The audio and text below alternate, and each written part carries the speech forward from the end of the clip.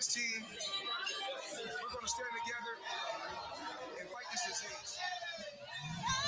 I come this way before, traveled through the open door. Circumstances navigated the path, and life happened all so fast. No, it got lonely. Sometimes you see, I know we couldn't make it. Even when I'm offbeat, I still land on my feet, and nothing can shake me, cause I know life took a hold on.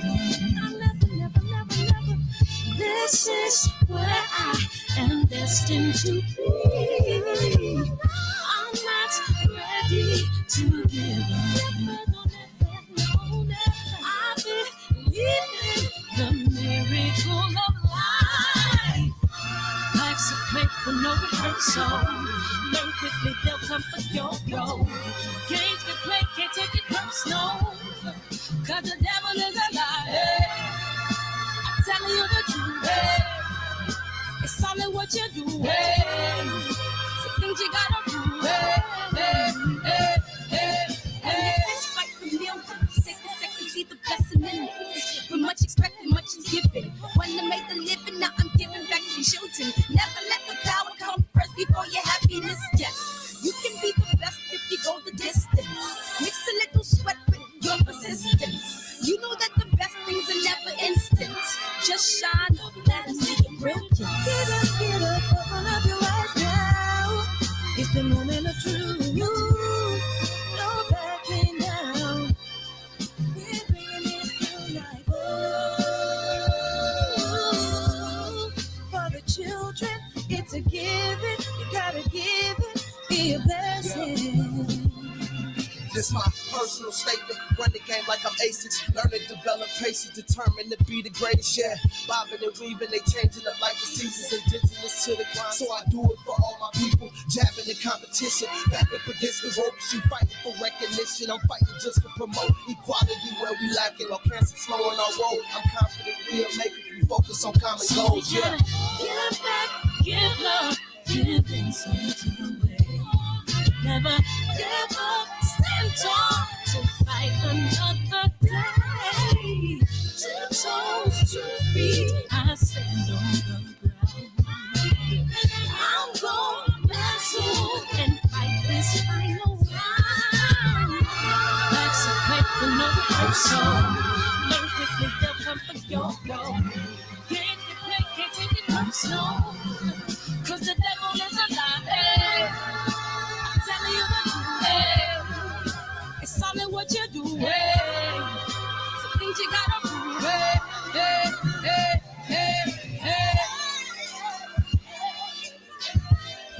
I came in at the right time. What's up, DB? Love is the word.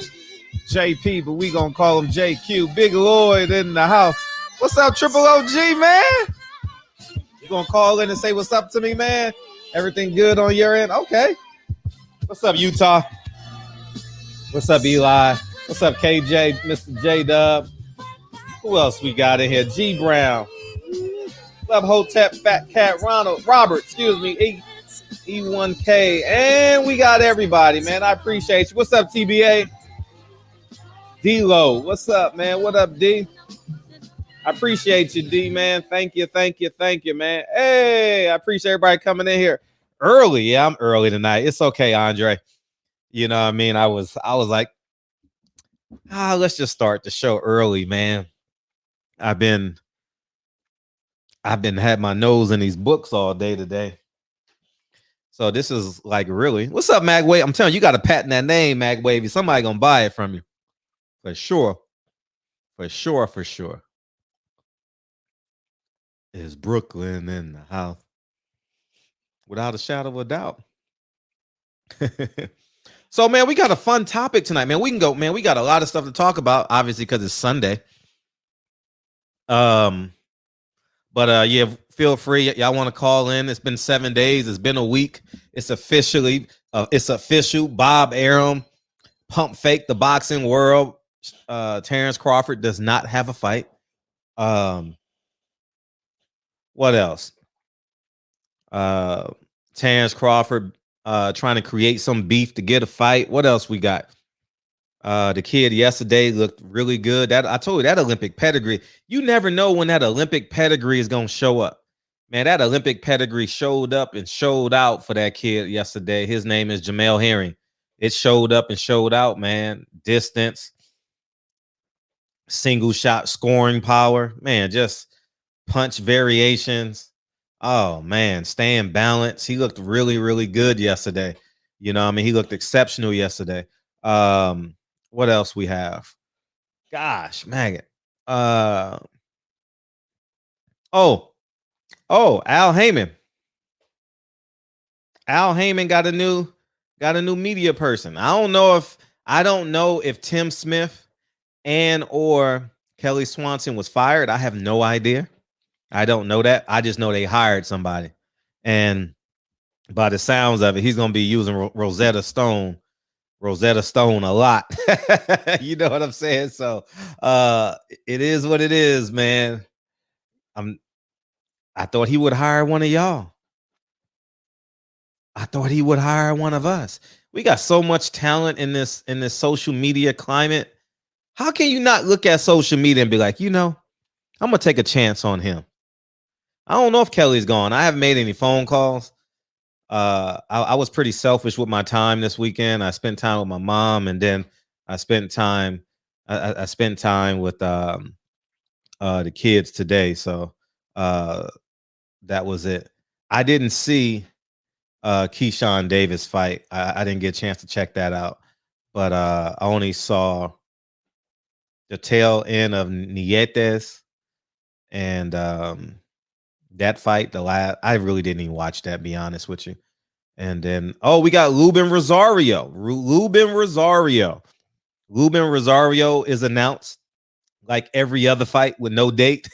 But I'm excited for that fight. We finally got we asked to get the 154-pound cracking, and we got it cracking. So 154 is starting.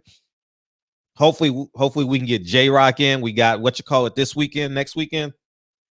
Today's the 10th or the 3rd or the 4th. Today is the 4th. So who we got fighting April 10th? I have no idea. Oh, yes. We got a big fight this weekend. Yes. Thank you, Al Heyman. Oh, we got a fight this weekend. We got a good fight this weekend. We got Lipinets versus Harrison's date, April 17th. I'm opening up the phone lines and we can just get it popping. Boy, y'all should see my search engine.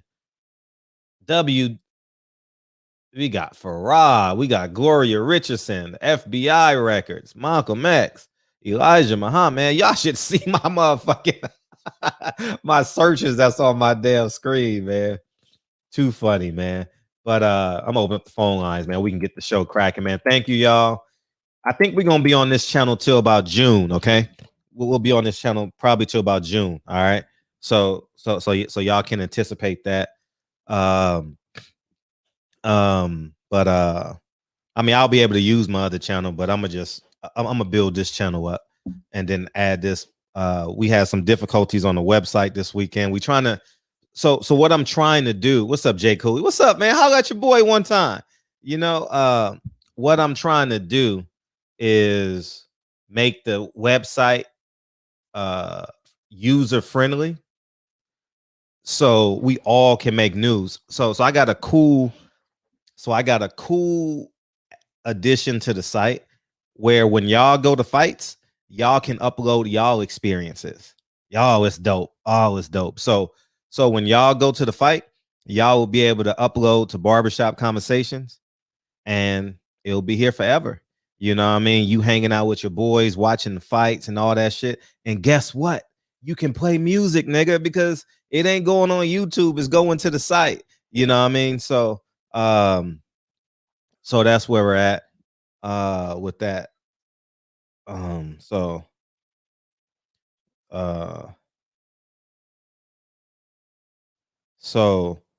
that's where we're at. And yeah. So I'm excited about that. So y'all be able to not like a discussion board, no, like YouTube. You know how YouTube has the videos? y'all gonna be able to upload y'all videos, you know. So when y'all watching the fight, y'all want to post it and talk y'all shit. So it'll be more user friendly. It'll be very interactive, you know. And that's kind of the way I wanted it. So it's coming. I thought that would be a nice little wrinkle, you know. So that'll be dope, you know. So y'all can talk shit to me.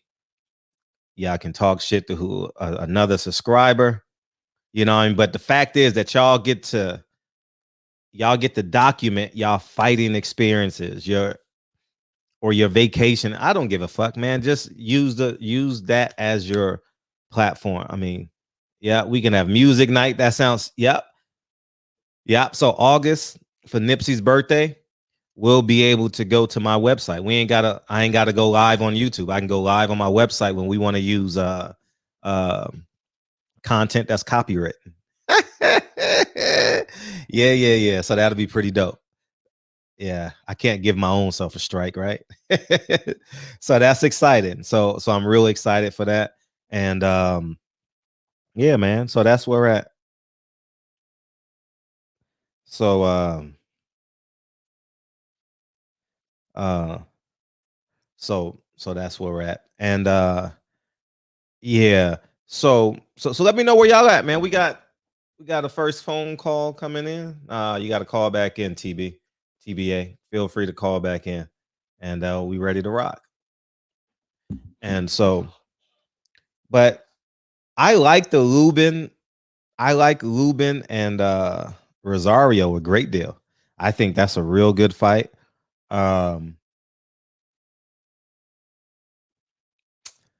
It's a very close fight. I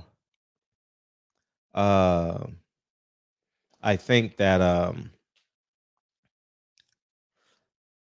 I think Lubin has more. I think Lubin has more variances to his game. And this is what it feels like. Hey, what's up? What's up, man?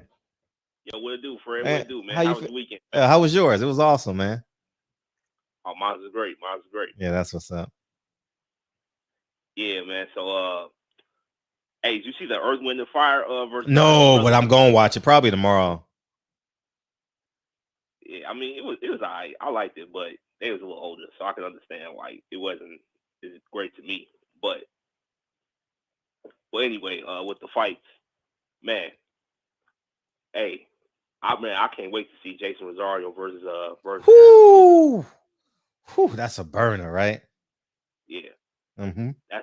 It's truly, and that's what I like about 154. It's like anything can happen. Yeah, we expect Lubin to just box Rosario. We expect him to just be smart and and Kevin Cunningham to put a masterful game plan.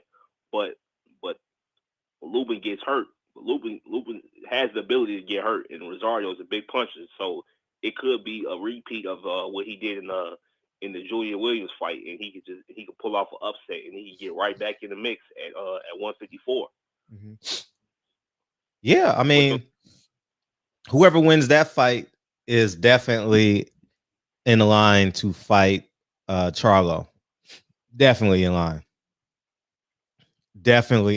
So I think Rosario quit in his last fight. I'll be honest. I thought Rosario quit because in the round before, it looked like in the corner, it looked like he was kind of giving up. You know what I mean? And yeah. I didn't think he quit. I thought that he was fighting, even though he had got knocked down those couple times. Like I thought he was fighting. But in the corner, it looked like before he got knocked out with the jab, I thought that he was kind of giving up. You know what I mean? And Rosario don't really. If J-Rock would have lasted the 5th or 6th, I'm telling you, if his eye wasn't cut, I don't know if y'all felt his anxiousness when y'all was watching the fight, but I was there. I was like in the 5th row, and I felt the anxiousness in J-Rock. I literally felt the anxiousness in J-Rock. And I can tell that he believed that cut was going to get worse and worse and worse. And he kind of got a little bit. I thought he got in front of him a little bit too much. You know, if he would have got to the 5th or 6th round, does Rosario power carry? He's obviously not an Olympian, so his punch is going to get a little bit more wider. His arms going to get a little bit more heavier. He get a little bit more plottier. and the person with that boxing pedigree, like J Rock, and Lubin has a boxing pedigree. I think that will be the difference in the fight. But the first 4 rounds, I mean, Rosario gonna come out like a gangbuster, man. He gonna be strong, excited. You know what I mean? You got to weather that storm. You got to weather that storm because he's not a Yeah. Yeah. So you think the best? So you think Julian, if Julian Williams would have took him late in the later rounds, that you think the power would have kind of been nullified? Is that what you're saying? Oh yeah, for sure. With Rosario, for sure. And he cutting that weight, for sure. You know, and on the Lubin side, I think he's a better boxer, like from A to Z. Lubin's gonna have to show the metal to take a punch, obviously, because with what's the kid that he just fought? He was winning 10 rounds to nothing. He was whooping his ass, and it only and his, say it again, please. What's his name? Terrell Goucher. Yeah, Terrell Goucher, and he got hit with a straight right hand. So he weathered that storm. You know, like he didn't get knocked down. So if y'all want to compare the Charlo fight to that fight, he weathered that storm. You understand? And it may not be how you want it to be weathered, but he weathered that storm, didn't get knocked down. He clinched. He acknowledged he was hurt. He smiled. You know, when a fighter smiles, you know he's hurt. You know, so yeah. So he weathered the storm. It's man, that's a hell of a fight, man. Rosario, I'm excited, man. Hopefully they give us that in June.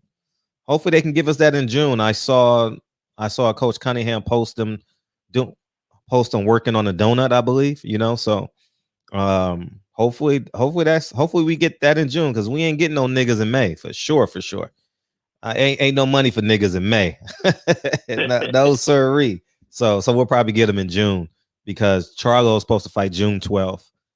The Boxing Voice did an interview with Jamal's trainer. Oh, so they're doing the Undisputed in June? Not him, but the other one, Jamal. Oh, his older brother at middle. Yeah. Oh, yeah. Okay. Yeah. Okay. And then we also got to give credit to Jamel Charlo too now. I mean, if Rosario is fighting Lubin, we got to give a great deal of respect to Jamel Charlo. You understand? We got to give a great deal of respect to Jamel Charlo, because he's knocking down the biggest bowling pins at 154. You know, and he's doing a hell of a job doing it. So, man, this should have been his victory lap year. You know what I mean? But it's so far and in between, man. He really could have been a rock star this year, but he ain't got no dates. You know, like, man, he should have been fighting June, the first week in June should have been Jamel Charlo. Get that belt and then come back in October with another fight. But it don't like you. So do you think, let me ask you a question. Do you think that it would be a good idea for Showtime to put well, of course, you know, Showtime to pick up the fight, but not Fox, but for like them to put it on CBS? Who's that? Like, you know, this.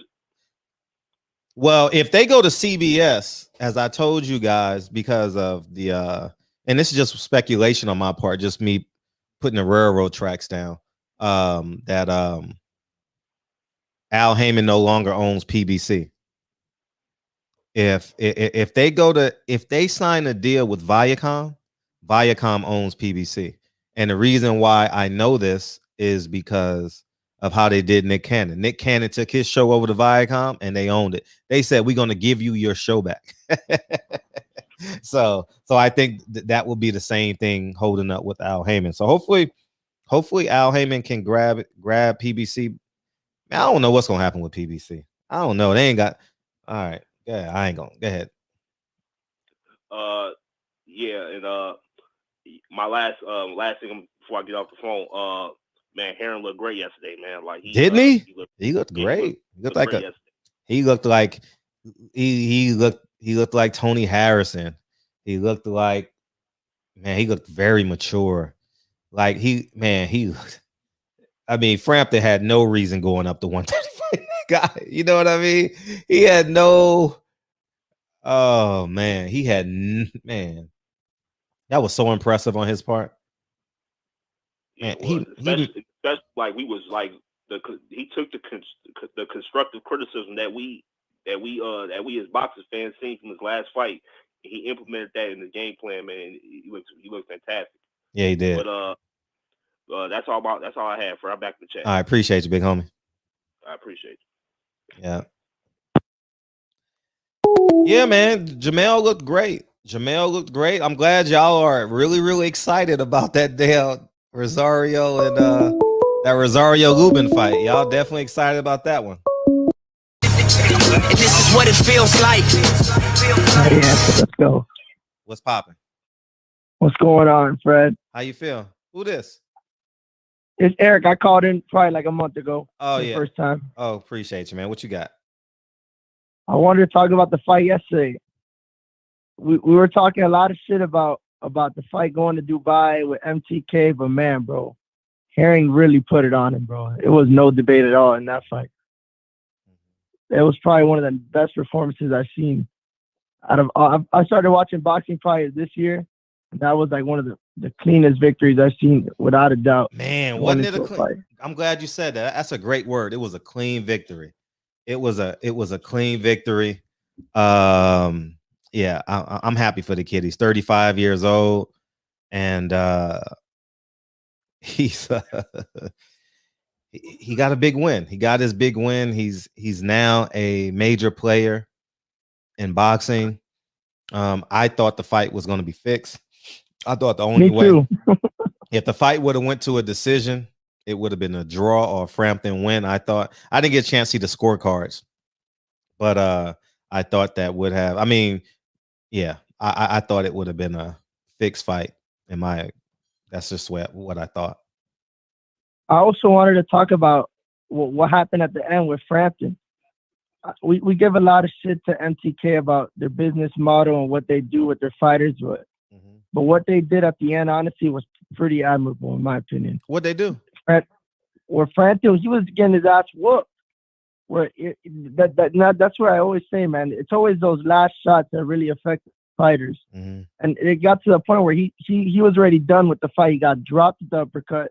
He was already getting hit hard, and he was already on the verge of just getting knocked out cold, like how we saw in that other fight with Oscar Valdez and whoever the other guy was. I don't even remember at this point. But yeah, they pretty much saved him from himself, because he was gonna go out there on his shield, and he obviously wanted to win the fight. He knew he was retiring after, so he wanted to go out on his shield. But they honestly saved him from himself, which I thought it was honestly respectable by them. Yeah, no, I would have. Yeah, the fight was over. That uppercut took everything out of him. It was a punch he didn't see. Yeah, felt like a log, literally like Play-Doh, just fell instantly. It's slow motion fall. Yeah, it was a great win. You know, I mean, it was a great win by Jamel Herring. I heard someone say that they represent both fighters, but they pay the fighter to lose too. So what I mean by Dale, I did hear that he said that his advisor is MTK as well. Yeah, MTK Global is definitely both their advisors. And when you got both sides of the fence, like Al Haymon has both sides of the fence, but MTK Global is in the business of printing money. So exactly. they're gonna have as many fighters as they can, one to win, one to lose. You know, so you know. And we don't know what fight it's going to be. Maybe it's the co-main event. Maybe it's the main event. Maybe it's the third fight or the fourth fight. But trust me, they got a fight there's a fight that's fixed on all their cards. I wouldn't doubt that one. I wouldn't doubt it one bit. Wouldn't doubt it one bit. So me neither. What do you think's next for him? I mean, he obviously it was smart that he didn't call out Shakur, because I mean, at his age, bro, who wants to go and fight a young bull like that at there? So I thought it was kind of smart where he called out Oscar Valdez to unify. But it gets Shakur. It kind of leaves Shakur out of the, like, what does he do next? Well, what does he do? I think it's the right move for Jamel Herring to unify. I mean, it makes sense, right? Right. It does. That's the move. That's what we want as fans, right? We want you to unify. And Shakur It might not be the guy that we want to it may not unify. be the It might guy not be yeah, Shakur, but right. it is what it is. Yeah, Shakur made the decision to give up his belt and come to 130. He didn't use his WBO belt. I'm not sure if they have the ability to come up and immediately fight. He should have did that move, you know. But he's about to get he's about to understand what boxing is really about these next Next couple year. months. Yeah, oh, for sure. So so He's not going to get that fight. I don't see it happening. no, if I would love for him to get it, but I mean, it would just be because they're both on the top rank, correct? all three of them. All three of them, right? So I mean, it just makes total sense. Where they unify and then maybe they end up fighting Shakur unless Shakur just gets tired of the nonsense and moves up. Yeah, so that's all I had. Thanks for calling in. I appreciate you. Thanks for calling in. Always. All the time. Yeah, so I think Shakur is Shakur is a Muslim brother, so his family comes from that. So I don't think they got no problem speaking out. So we can definitely begin to hear his camp. I would say mid-May when they start cutting weight and getting more anxious and getting more because he's fighting June 12th, right? So mid-May.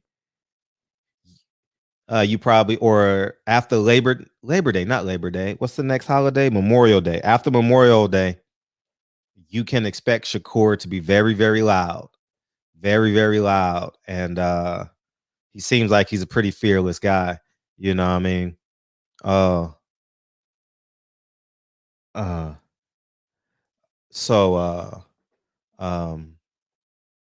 Yeah, man, we'll see. I think Jamel Herring should go fight Oscar Valdez, and I know Oscar Valdez will love to fight him. You know, so that's a big fight. It makes sense. Yeah, it just makes sense, man. It just makes sense. And the loser goes to 135. You know, I mean, well, Jamel Herring, he'll go to 135, but Valdez, if he loses, I'm sure he'll stay at 130. And then and you know what I was thinking? You know who could make history? Like, you know who could turn themselves DB, cover your ears. You know who could be a super duper star in boxing? Yeah, no time, no easy, Eric. Here's the if Teofimo Lopez unifies at 135, right? He would be the favorite against Devin Haney. No matter how much we love Devin Haney in here, he would be the favorite against Devin Haney. He unifies against Devin Haney and becomes undisputed, right? Then next year, or he unifies, or at the end of this year, it's not going to happen, right? But we just say this. This should be their marketing scheme. And that's why these fighters need to hire me. He needs to unify at 140 with one fight. He can unify at 140 on one fight, and he's on that side of the street. I'm not done. Errol Spence, Terrence Crawford, gonna have to fight. They got to fight. All right. He unifies the winner of Errol Spence, Terrence Crawford. You talk about the biggest play in the history of the sport. Unified 3 divisions in 3 or 4 fights. Whew. Whew. Wouldn't that be special? Wouldn't that be special, Kyle? What's going on, Big Fred? What's up, man? It's great to see you, man. Wouldn't that be special? No. I mean, shit. I ain't fucking with him. But listen, Fred. Yeah. I told everybody. Yeah. What I tell you, Jamel Herring was gonna beat the brakes off that boy. I told everybody know this. I told everybody, man. I went on a big long rant on my show about this. Because you already know I told you this too. Listen, man, they both were signed with MT Cut Global. So they couldn't F both of them. They couldn't F them over. You know what I'm saying? But like I said, I knew that he was gonna beat him. You know what I'm saying? Listen, he got the best. Listen, he got the best team in boxing, man. As far as trainers, he has the best team. I'm not gonna say the best, but they just lost. No, they just lost last week. Now, come on, they just lost last week. Okay, to Virgil Ortiz. All right. Have you ever seen Maurice Hooker look as good in a loss as you? Have you ever seen him look that good in a win as you seen him take that loss? No, you never did. Nobody. Listen, I'm the only person, Fred, that you know that said Maurice Hooker had a chance. Keep it a buck. I'm the only person that told you that he might win the fight. And if he'd have listened a little bit more, he would have lasted a whole lot longer. You know what I'm saying? He wanted to go to war when he didn't need to. You know what I'm saying? He had no choice. Nah. That ring was getting small, man. Shit, man. You gotta. He had. Listen, he's a tall fighter, bro. But I think him hurting his hand kind of messed him up too. Though I don't think he quit. You know what I'm saying? He couldn't go on. You know what I'm saying? But anyway, listen to what I'm saying. Who has a better team in boxing? Better team? I mean, you got to put respect. All right, let's go down the list. Yeah, we talking team. Whether we like them, love them, or hate them, right? Listen, listen to what I'm saying. We talking about from head trainer to assistant trainer to cut man. You know what I'm saying? I'm talking about the whole UWAP, man. You can't think of a better team than that. You could probably give me a better trainer. I mean, you know what I'm saying? Trainer. But we talk about, as far as the team. And let's talk about this though. Let's talk about this though, Big Fred. All right, we gotta say this. Before Jamel Herring went to Bomac and them, his career was almost over with. Remember, because he was the PBC at first, remember? His career was almost over with, bro. His career was revived by Bomac and Top Rank. Because it was almost over for him. You know what I'm saying? I'm just keeping it real. You know what I'm saying? And nobody really gave him a shot to beat Carl Frampton. A lot of people said he was going to lose that fight. I thought the fight was going to be fixed. Honestly, I thought the fight was going to get fixed. I'm going to keep it a buck. I think, I mean, this Wi-Fi be tripping, man. Comcast out of pocket. Yeah, you out here frozen. You out here frozen. Anyways, Elsa! Wait, you frozen? Or is my phone tripping? You frozen, nigga. Man, hey, we back? I'll kick you out and just come back in. Yeah, but I think that the best teams in boxing. I mean, Derrick James and Charlo, those guys got a small team. That's a small and strong team. You got the Garcias up in Riverside. They look like they good, you know. They support each other. They go to each other's fights. They look like a really strong team. You have your wife. Okay. Yeah. I got I said Derrick James, he has a small team. I got Robert Garcia, and they support each other. They travel for each other. Who else? They haven't got a win in a long time. Are you frozen? No, I'm good. Yeah, we. I'm like, nigga, move. MK Ultra, okay, Ultra shit. Canelo is coming up with a good team. Canelo. Who else y'all got in the chat? Who else? Canelo, Eddie Reneso for sure. Put some respect on, you know. Okay, but listen to Canelo. Mm-hmm. Overall, and Bomac. Sure. Listen, Bomac, Red, and Saul, them dudes together. That's it. I'm telling that we're talking about a team. We're talking about like your assistant, like, you know what I'm saying, your second and your third. You know what I'm saying? It don't matter. It's the team's first, second. I mean, the head trainer and the fighter gonna get all the credit. You know. Yeah, but with that, you know what I'm saying. Well, how else do you win? You need the team, right? Yeah, but for me, that's the best team, bro. They revived so many people's careers when people thought people's careers was over with, bro. Like who? Maurice Hooker. They thought it was everybody. After you lost to Ramirez, people thought it was over with. Who else? Mel Herring. They thought everybody thought it was over with. Jamel Herring ain't got no. I mean, Maurice Hooker ain't got no belt. He ain't did nothing special since he lost to Ramirez. What has he done? He bounced back with a win. Man, that was a catchweight 143 against a guy he's supposed to beat. Hey, some people like Tyson lost to Buster Douglas. It happens, but I'm just saying. That's what this is what I'm saying though. I know you rooting for the home team, but it's not not that serious, dog. I think Bomac's stock is going up. You know what I mean? I mean, he's winning. You know, he got a what I don't know where Terrence Crawford is on your pound for pound list, but he's up. They say he's pretty good, you know. So I got number 2. Okay, so Bomac did a good job. Bomac, they came there with a great game plan and it worked.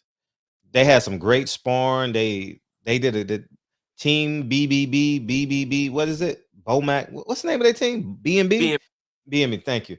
They did a hell of a job. Bud and Bomac. They did a hell of a job. Put some respect on them. They did a great job.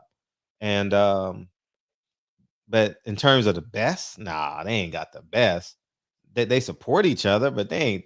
I mean, nah, they ain't the best, man. You got to see what, man. All jokes aside, and we're going to include the cheating and shit. If y'all want to do that, yeah, big baller brand, right? I mean, Eddie Reynoso, talk about a game plan. He was a 2-1 dog. Valdez was a 2-1 dog.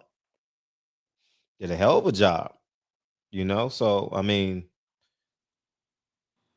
and Canelo getting the dates. They getting the dates. Andy Ruiz is fighting before everybody else at PBC, you know. So That's I mean, they doing their job. They doing their thug dizzle, you know. So Derrick James is not getting the dates. He's only fighting twice a year. If they fought more frequently, you know, they would have. But Derrick James do 2 interviews a year because he's. When was the last Derrick James interview you seen over 20 minutes? Like a sit down. You ain't seen it. He was on, a couple months ago. He was on. He was with Black Fight Fan. Yeah, you said a couple months ago. Yeah, but he was also here as well, and that's the point I'm making. Like, it's when's the last time you seen Errol Spence do an interview for a sit down interview? Those interviews are important. Like, you gotta. DB, go get your grandma. Fred out here again. Is this hating? I was actually being. I was being hopeful. I was saying this hopefully. I wasn't even saying this, but DB gonna go tell. He better go tell his grandma, man. Just come on. Fred. No. Yes. Derrick James is not here enough. Listen, Al Haymon. Let's leave Al Haymon out of this, man. I haven't mentioned Al Haymon. I'm talking about Derrick James. You said he ain't getting the dates. Who? Yeah, he can have fighters. He can have fighters on another thing, but he doesn't. Yeah, they know what I'm talking about over there. Yeah, I appreciate you. I hear in the background. Yeah, that's what's up. They got my back in your house. Yeah. Hey, hi. How you doing? Say hi, Fred. Spring break. Go that way. I'm almost out of here. Spring break. Yeah. Huh? Spring break. Oh, man, these kids, man. I got hood babies, man. These kids don't go to sleep, man. We tried everything. Mm-hmm. Kylie, that way. Grandma. Yeah, I just think that I like Derrick James. Like I really have a great deal of respect for Derrick James. I'm yeah, he does, but he got to get the dates. He got to get the dates. So I'm excited, man. I'm excited for a boom summer for PBC. When I say boom, I mean boom. They ain't got no choice but to get a boom. If they don't have a boom, I mean literally they have nobody on the schedule. So that means they need to have everybody on the schedule. Hey, can we talk about Oscar Valdez being a total pansy though? How? What'd he say? Listen, this is what I hate. All right. This is the thing that I'm just boxing, bro. Listen, don't go out on TV and say you're gonna fight this dude when you know good and goddamn well you're not gonna fight him, bro. I'm sick of that, bro. Oh yeah, I'm gonna fight this guy, but you're not gonna fight him. Ryan Garcia did that. Bruh, look, man. If you're not gonna fight the guy, just don't even bring him up. Like Manny Pacquiao told me he gonna fight Earl Spence. You know what I'm saying? Oh, y'all fight him next, and then you don't fight him, dude. Just don't say nothing, bro. Just you know what I mean? They do this all the time, bro. Oscar Valdez said he was gonna fight Shakur Stevenson next. Now all of a sudden, he don't want to fight Shakur Stevenson. You know what's funny about these people, bro? Is Jamel Herring. I'm about to tell you, Jamel Herring wasn't shit 2 weeks ago. Hey, everybody at Top Rank shit on it. They said he quit. You know what I'm saying? They said he quit because his eye and all this shit. I never gave up on the guy, right? Mm-hmm. Now all of a sudden, oh, he got a win, so now he's the best fighter ever. You know, what I've gotten out of was judges from off their last fight. I got out of that after I seen Sean Porter versus Earl Spence. When he fought Ugas, I automatically just assumed that was going to be the same Sean Porter that I was going to see. But it wasn't. Same with the Oscar Valdez. When I seen him, the fight that he had against Buddy McGirt fighter, it was a bad fight. So I was going into that. So I'm getting out of the whole, like, if you had a bad last fight, I'm expecting you have another bad fight. So I kind of got out of that. But what I would say is, Oscar Valdez, bro, don't mention Shakur Stevenson name if you're not going to fight the guy, man. Now all of a sudden, you want to fight Jamel Herring because you think it's an easier fight. But I think Jamel Herring will beat him too. But WBO, Shakur Stevenson's not gonna let that slide. So he gonna get a championship fight his next fight, regardless, because the WBO they give you that trump card, so he got it. So either Oscar Valdez can get these hands, or it's gonna be a good fight between Jamel Herring and Shakur Stevenson. I'm looking forward to either one. Yeah, and Jamel Herring better unify. Jamel Herring better unify against Oscar Valdez because that's the correct move to make. You understand? And I'm not sure if Shakur Stevenson and them are loyal to one another. If they're loyal to one another, then they fight with a rematch clause. You know what I mean? If Jamel Herring's gonna fight him, Shakur Stevenson should agree to give him a rematch clause. If they brothers like that, give him a rematch clause. You know, and y'all monopolize boxing for 2021. But if y'all on some arrogant shit, like, you know what I mean, then I say fuck it. You know, go the Oscar Valdez route. You know, but if they real brothers, like if that was me, I would call Shakur. Like I tell you all the time, I would call Shakur and be like, hey, Shakur, I'll fight you, but you got to give me a rematch clause. And I want 50-50 both fights. Like, I don't want you making more than me. I want you know what I mean? Like, I'm giving you this opportunity. I still want my purse if I fight you again. Or a slightly high or slightly lower. And y'all negotiate that and y'all take it to Bob Arum. And y'all get the deal done. But if go ahead. I'll raise you one, Fred. What I want to you know what I want to see? I want to see the two black fighters come together for a unification. We don't see that enough. You know what I'm saying? We don't see that enough. So Valdez need to, you know what I'm saying, stop being a pansy. Fight Shakur Stevenson so Shakur Stevenson can beat him, and then Jamel Herring and Shakur Stevenson can fight. That's what I want, man. That's what I want. Because I feel like Oscar Valdez should be fighting Shakur Stevenson right now. I don't know if Shakur Stevenson is mature enough for that. Because, you know, he kind of loose. You know, I mean, he's aggressive, but he's kind of inconsistent with that shit. You know what I mean? You saying that Oscar Valdez will beat him? No, I'm talking about Shakur in terms of, you say you want the two. I was talking from the top of your conversation when you were saying you want the black fighters to fight, but I don't know if Shakur is mature enough for that. You know, one of the reasons why he want to fight Oscar Valdez because he wants Canelo at his fight. That's the only reason. Oh shit. He a Canelo groupie. Oh man. He is a Canelo groupie. He a groupie, nigga. Like, I mean, he said it on his Instagram. I can't believe I'm meeting him, nigga. You were silver medalist in the Olympics. You like, I can't believe. Man, you better cut that shit out, dog. Let's just hope he was being funny, man. You know what I'm saying? He tweeted, can someone introduce me to Canelo? I ain't lying. I mean, be yourself, though. Be yourself. I ain't mad at him. I'm not mad at him. I'm just saying he a groupie. He a Canelo groupie. And that's okay. The only thing I'm mad about, though, is all them niggas took their asses to Florida for Canelo fight. Oh, whether you was having a good time, you was partying and all the other shit, that's bullshit. Because Clarissa Shields, the greatest women's fighter of all time, you niggas, she come to every one of you niggas fights. She always championing for y'all, rooting for y'all niggas. In her first ever pay-per-view, all women card, you sorry ass niggas couldn't take $100 flight to Flint, Michigan. Now I was gonna go to the fight, but you know what I'm saying, I had some shit going on at the crib. You know, me, you talked about this, but you know what I'm saying, y'all niggas got thousands of dollars to go ahead and go down there. Y'all could have took that $100 flight to Flint, Michigan, bro. You know what I'm saying? And supported that and support that woman. And this is the thing about it. Let's just be honest, bro. If Clarissa Shields was white and looked like Ronda Rousey, niggas would be behind her. You know what I'm saying? Right.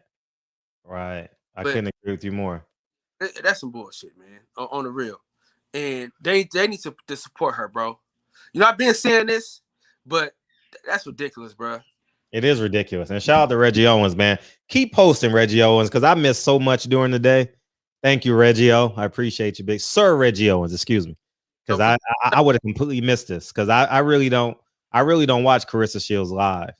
You know what I mean? Just because I know a YouTube channel is gonna pick it up, so you know. But I'm glad Reggie O picked up this for me, and I listened to the first minute of it. Hey, did you hear Reggie Owens the video about Carl Frampton? No, what'd he say? Dude, go to that one, bro. What'd he say, man? I ain't the only one that want to hear now. Hey, just go to the video, man. You got it pulled up already anyway, man. Just go to it. Oh, it's on his page. Yeah, it's right there. Okay. Listen, you know how Reg talk. You know what I'm saying? You know how he do, bro. This disgusting ass commentator, bro, is hella funny, bro. Oh. Yeah, you know, but at the end of the day, I know the fighters got to support Clarissa, but the women got to support her too now. Ain't no woman supporting her.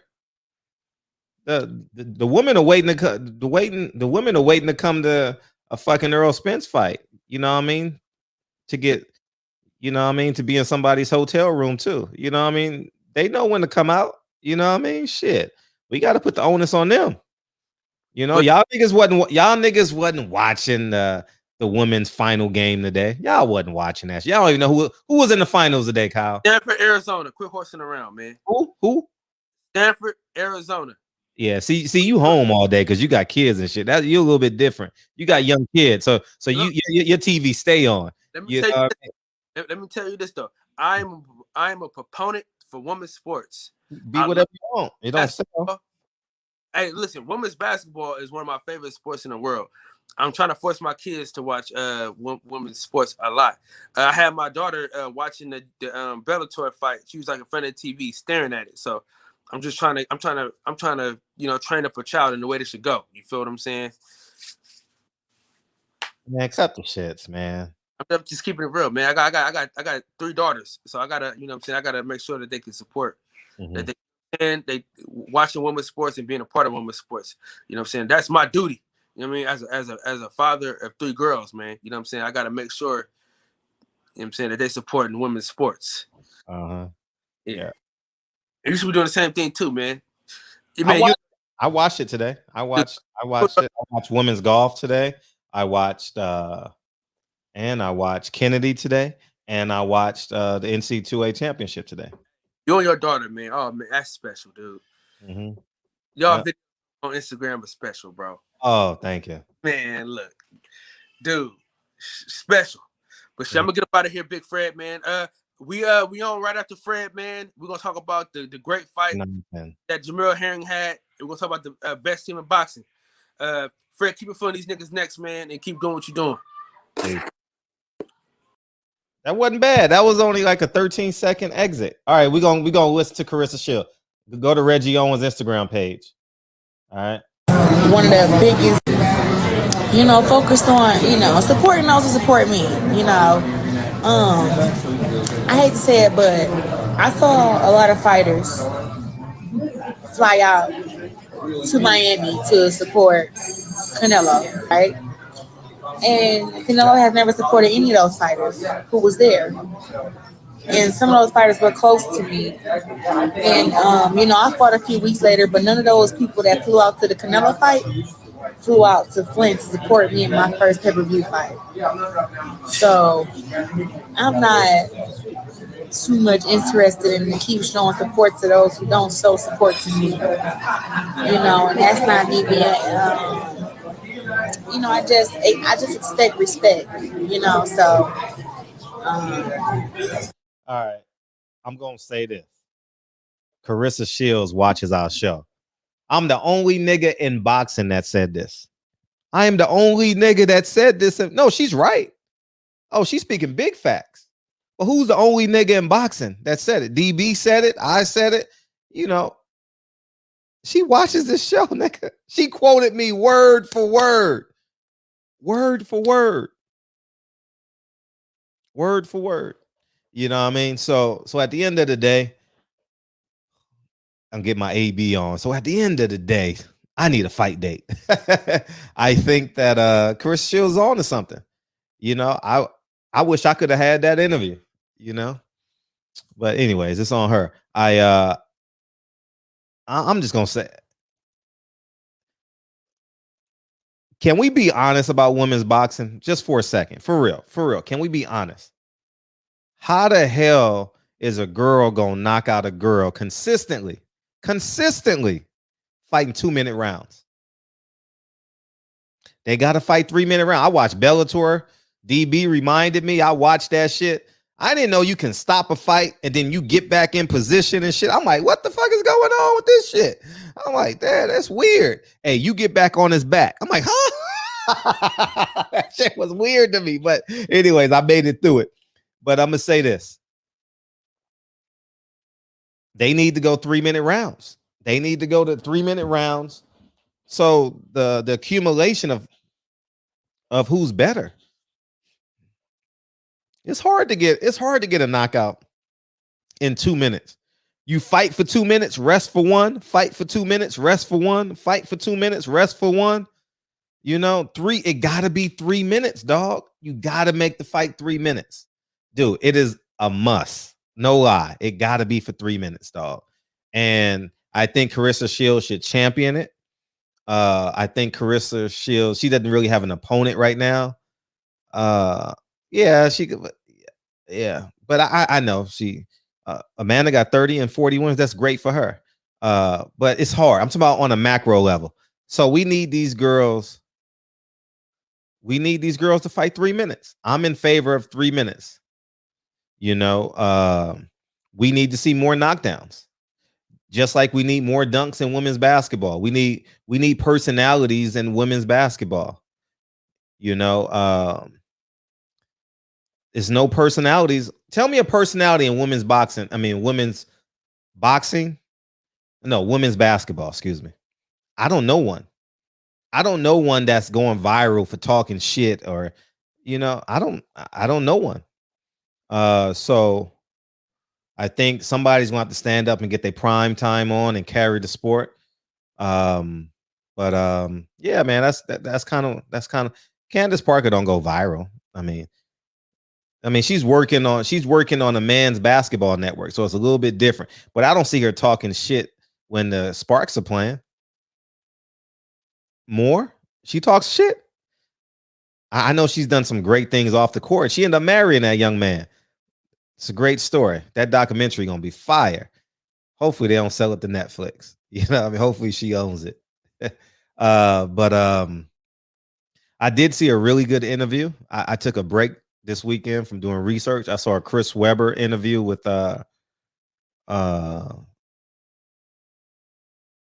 Steven Jackson and Matt Barnes. I thought it was a really good interview.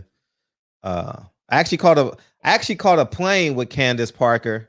Ellie and I caught a plane with Candace Parker and Alan Crabb. I was going to Atlanta for the Tank Davis fight. And yeah, I'm not anti-Netflix. I'm pro ownership. So I I could have sold so many movies. I mean, not so many. I ain't did like so many, but but you live and you learn. So this next film I'm doing, I'm owning it. So it's gonna be on my website. Y'all gonna pay $10 to see it, and it is what it is.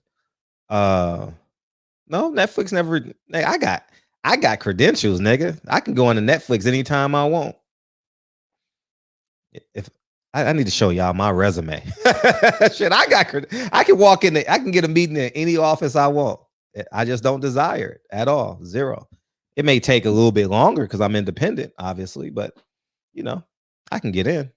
I know you are. I know you are, Maurice. I know. But I'm glad Carissa Shields took this stance. And hopefully people repost the shit.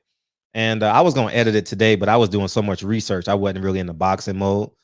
So yeah, Alan Craft for the Cal Bears. He went to Price High School out here on 77th in Vermont. Evidence. Fred Price. Evidence. Do we need our evidence? It had to be that was his intro every Sunday to his program. Fred Price. Used to be Pepperdine University, but now it's Fred Price University. So we'll see what's gonna happen with Carissa Shields, man. What else we got? Y'all want to talk about Bob Arum? Y'all haven't caught. Y'all don't even like talking about Bob Arum. Shit. I mean, we ain't talk about that hiring. Oh my god. Oh man. Hey, when Al Haymon gonna hire a brother, man?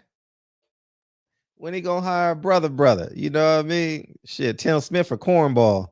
You know what I mean? Tim Smith ain't got nobody's back. Shit, I don't know the last time he's seen his back. You know what I mean? Yeah, rest easy, Fred Price, man. And always, and DMX too. I had an interesting conversation. And oh man, this who gives a fuck, man? It's our show. I was having these thoughts. I was having these thoughts in my head. Oh man. As it pertains to DMX, do you think that because I grew up in a family with substance abuse problems, right? Coincidentally, I drove past Forest Lawn this weekend, and off the 10 freeway, and I have an aunt and an uncle buried there, and do people with substance abuse problems do they want to live? You understand what I'm saying? Do they want to live? Like, and I'm asking y'all, not from a pro, like we want DMX to live. Everyone in the chat wants DMX to live. No one is saying, oh, DMX should die. DMX, no, that's not where I'm saying.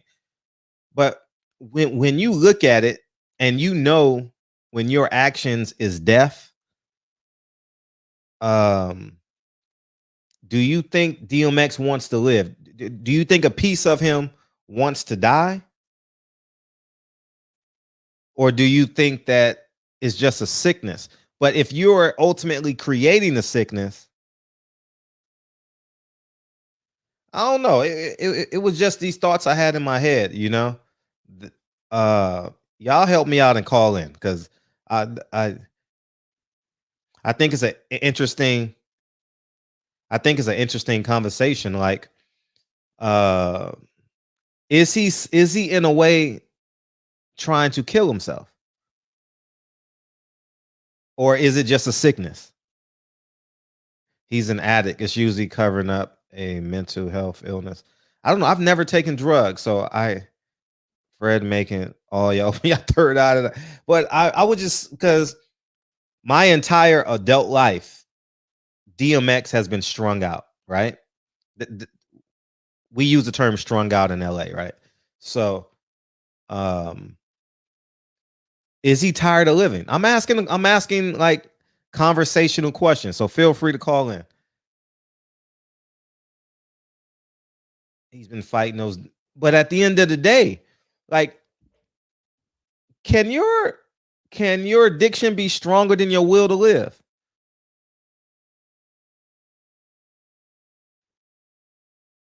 I'm asking. I don't know the answers. I swear to God, I don't know the answers.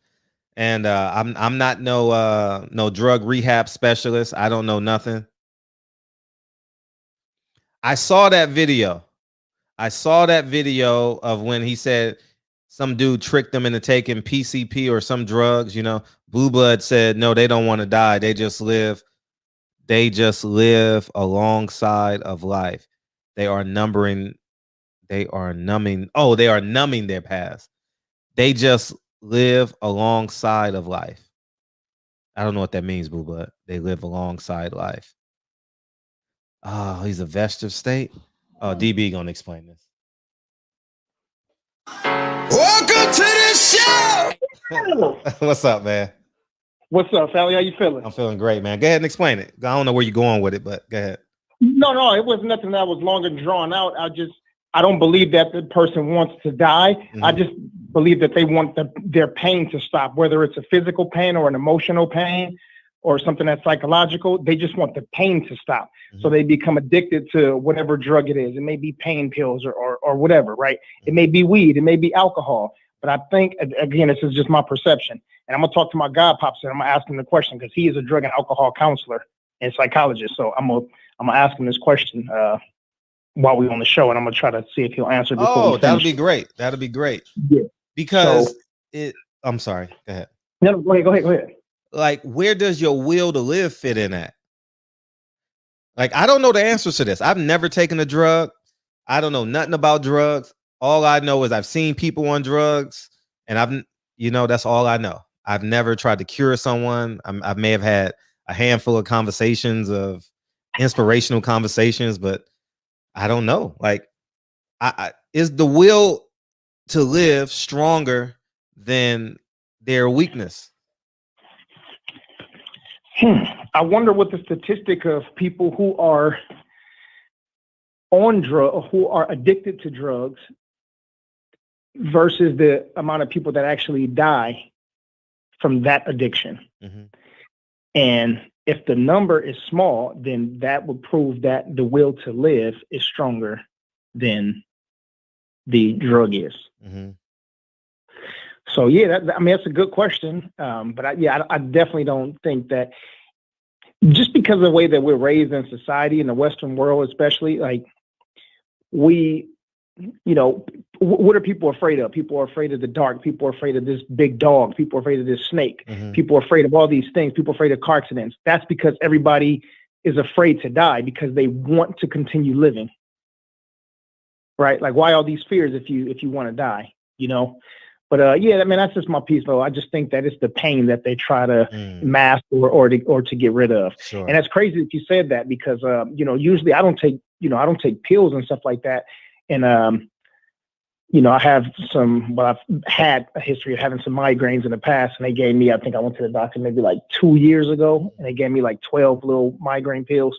And I think I still got like 10 of them in there. Mm-hmm. You know what I'm saying? Like, just because I don't want to put them in my body. But my back and my knees have been so fucked up in the last like 2 or 3 weeks that I took some pills like three times in a week, like this past week.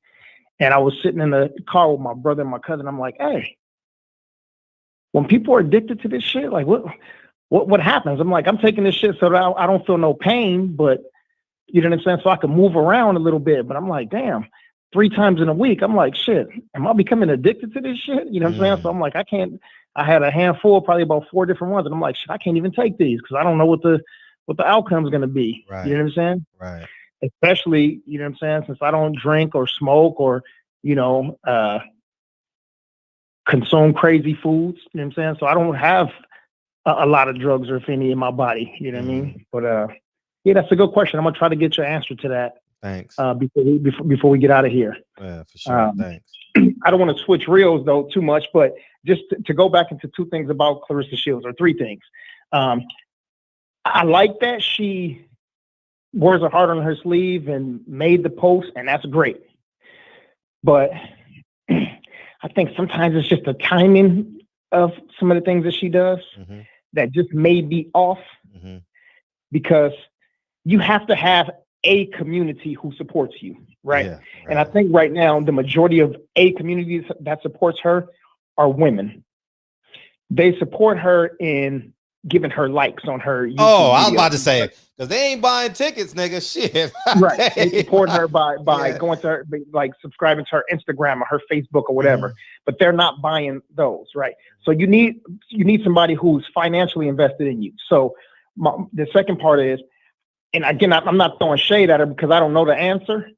And I'm not one of these people that's going to pretend like I follow her every move. You know what I'm saying? That wouldn't be true. But how many Black media outlets do she have true connections with?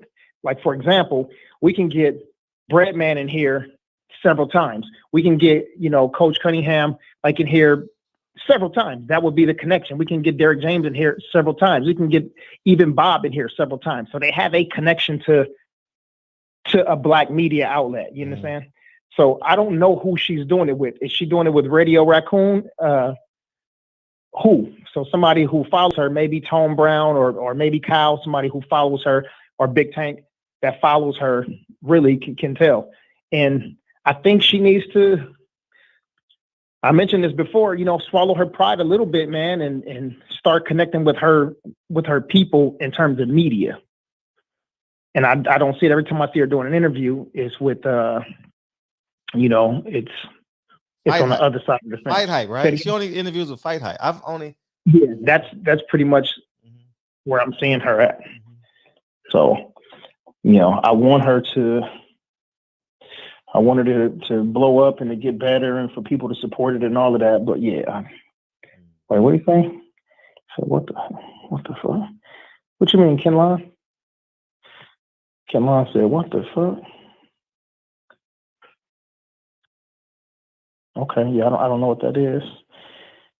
But Shields doesn't have the personality to attract people. She's too confrontational, though. She's definitely too confrontational.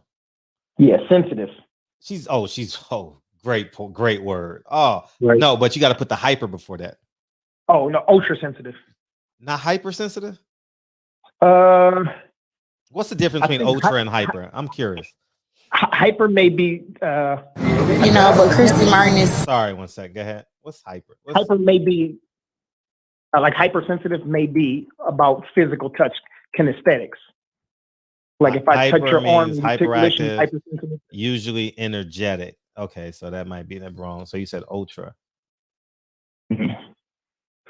Extremely ultra. An extremist. Yeah, that's better. That's better. Yeah, that's better. Yeah, she's ultra sensitive. She is. Like anything sets her off. You're right. You're right. Anything sets her off. Yeah, she got to find, but she needs a PR team. She needs a PR. She's not getting paid enough to do that. I shouldn't say that because then she's gonna yell at me for saying, "How you know how much I make?"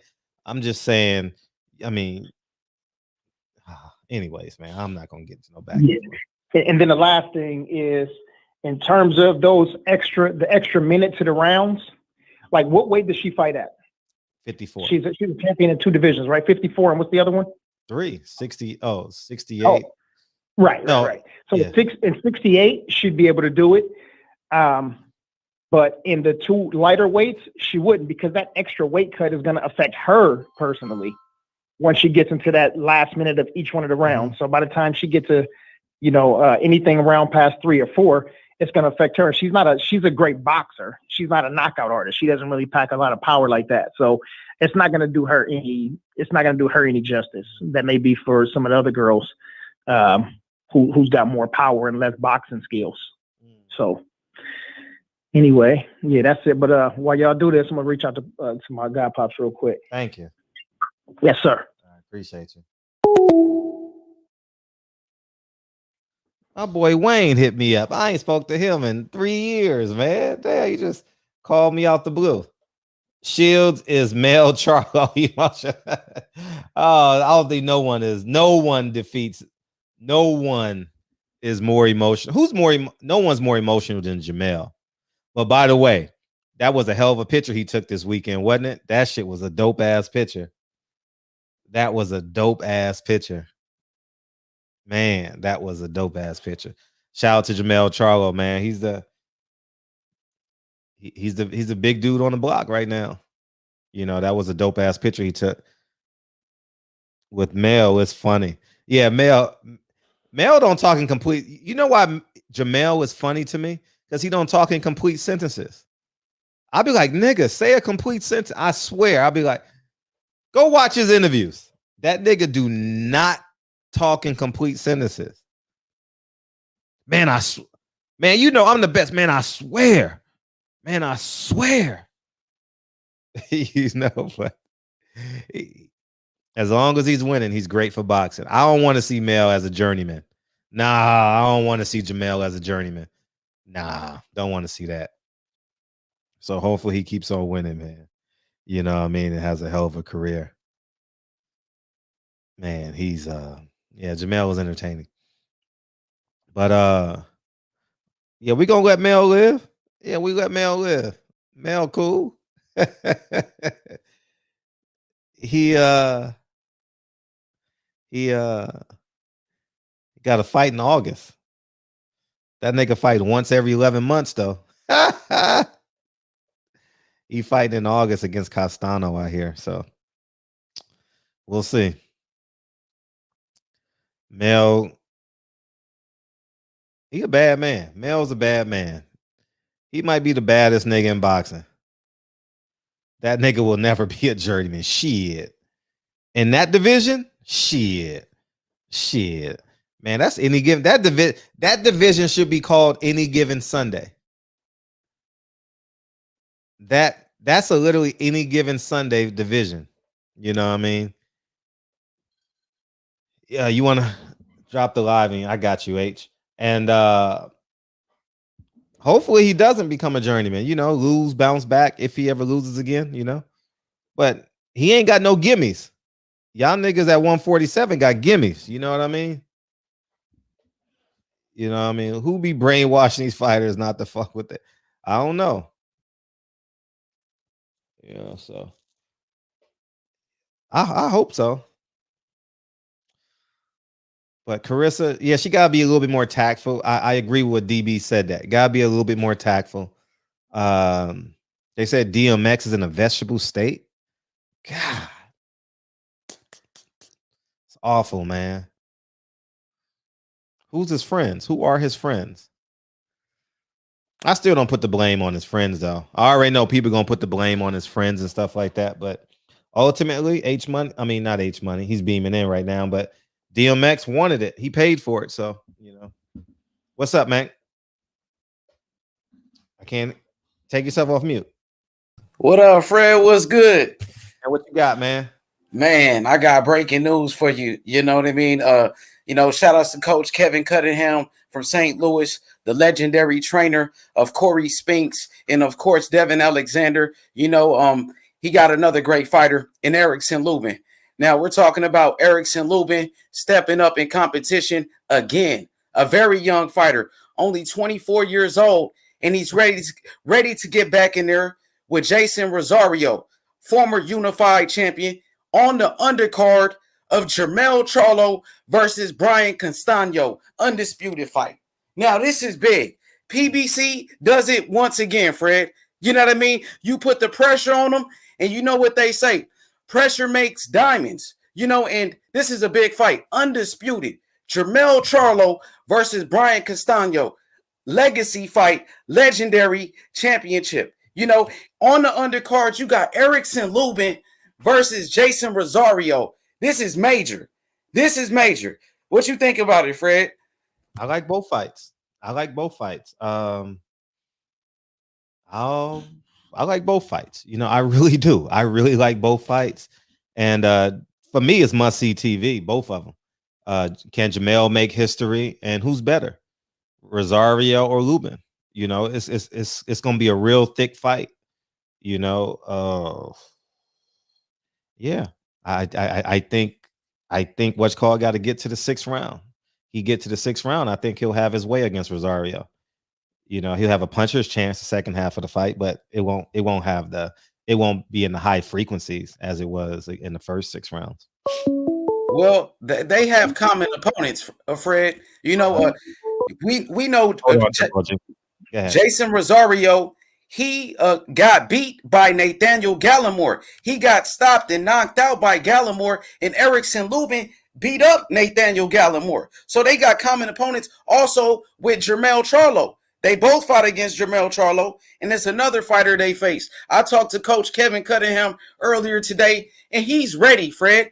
You know, Coach Kevin Cunningham, he's the real deal.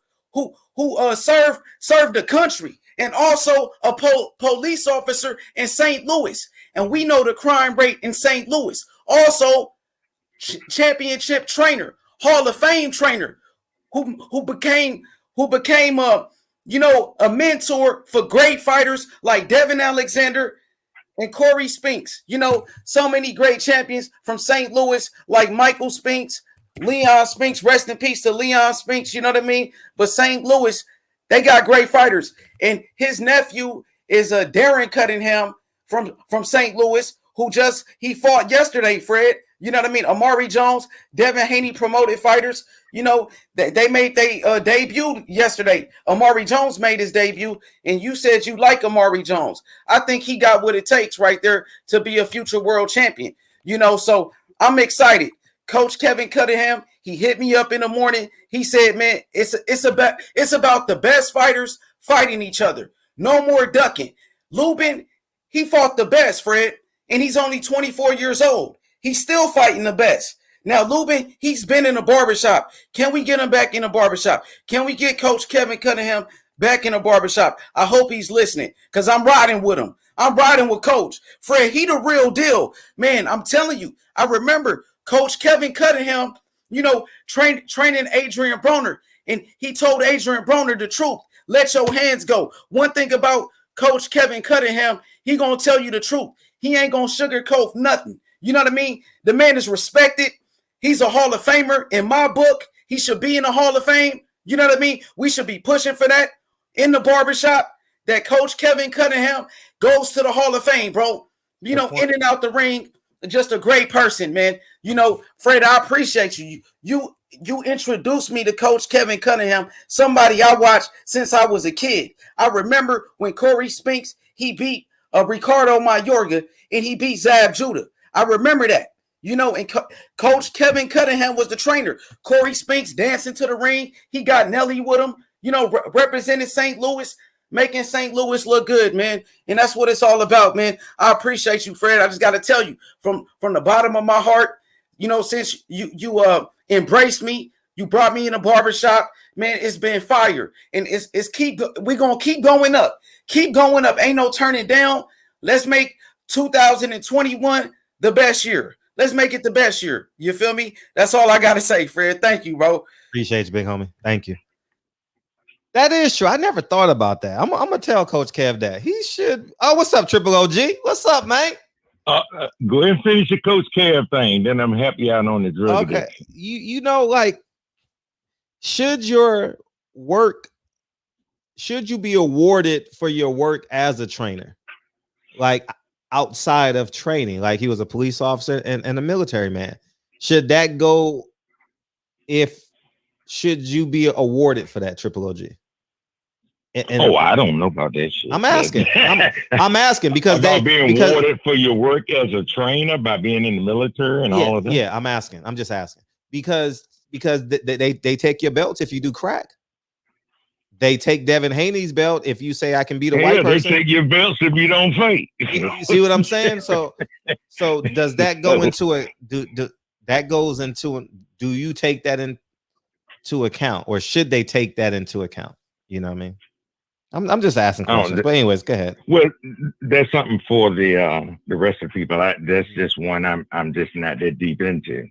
You know, whether the trainers make it and all of that, because it's just so many. And I guess the Hall of Fame ain't so big, but yeah, everybody want to go in the Hall of Fame, just like everybody that use drugs don't want to die. Everybody that got a gun don't want to get shot. So no, I'm a recovering addict of 35 years. When I started using, it was fun, and it was more fun when I was around girls. And then it stopped being fun as the years piled on and the drugs got more. And the fun was there, but it was less fun in the fun. And then all of a sudden, I'm addicted. I go to treatment center 6 straight years in a row, you know, thinking I'm going to get clean. If somebody finally told me the treatment center can't make you clean.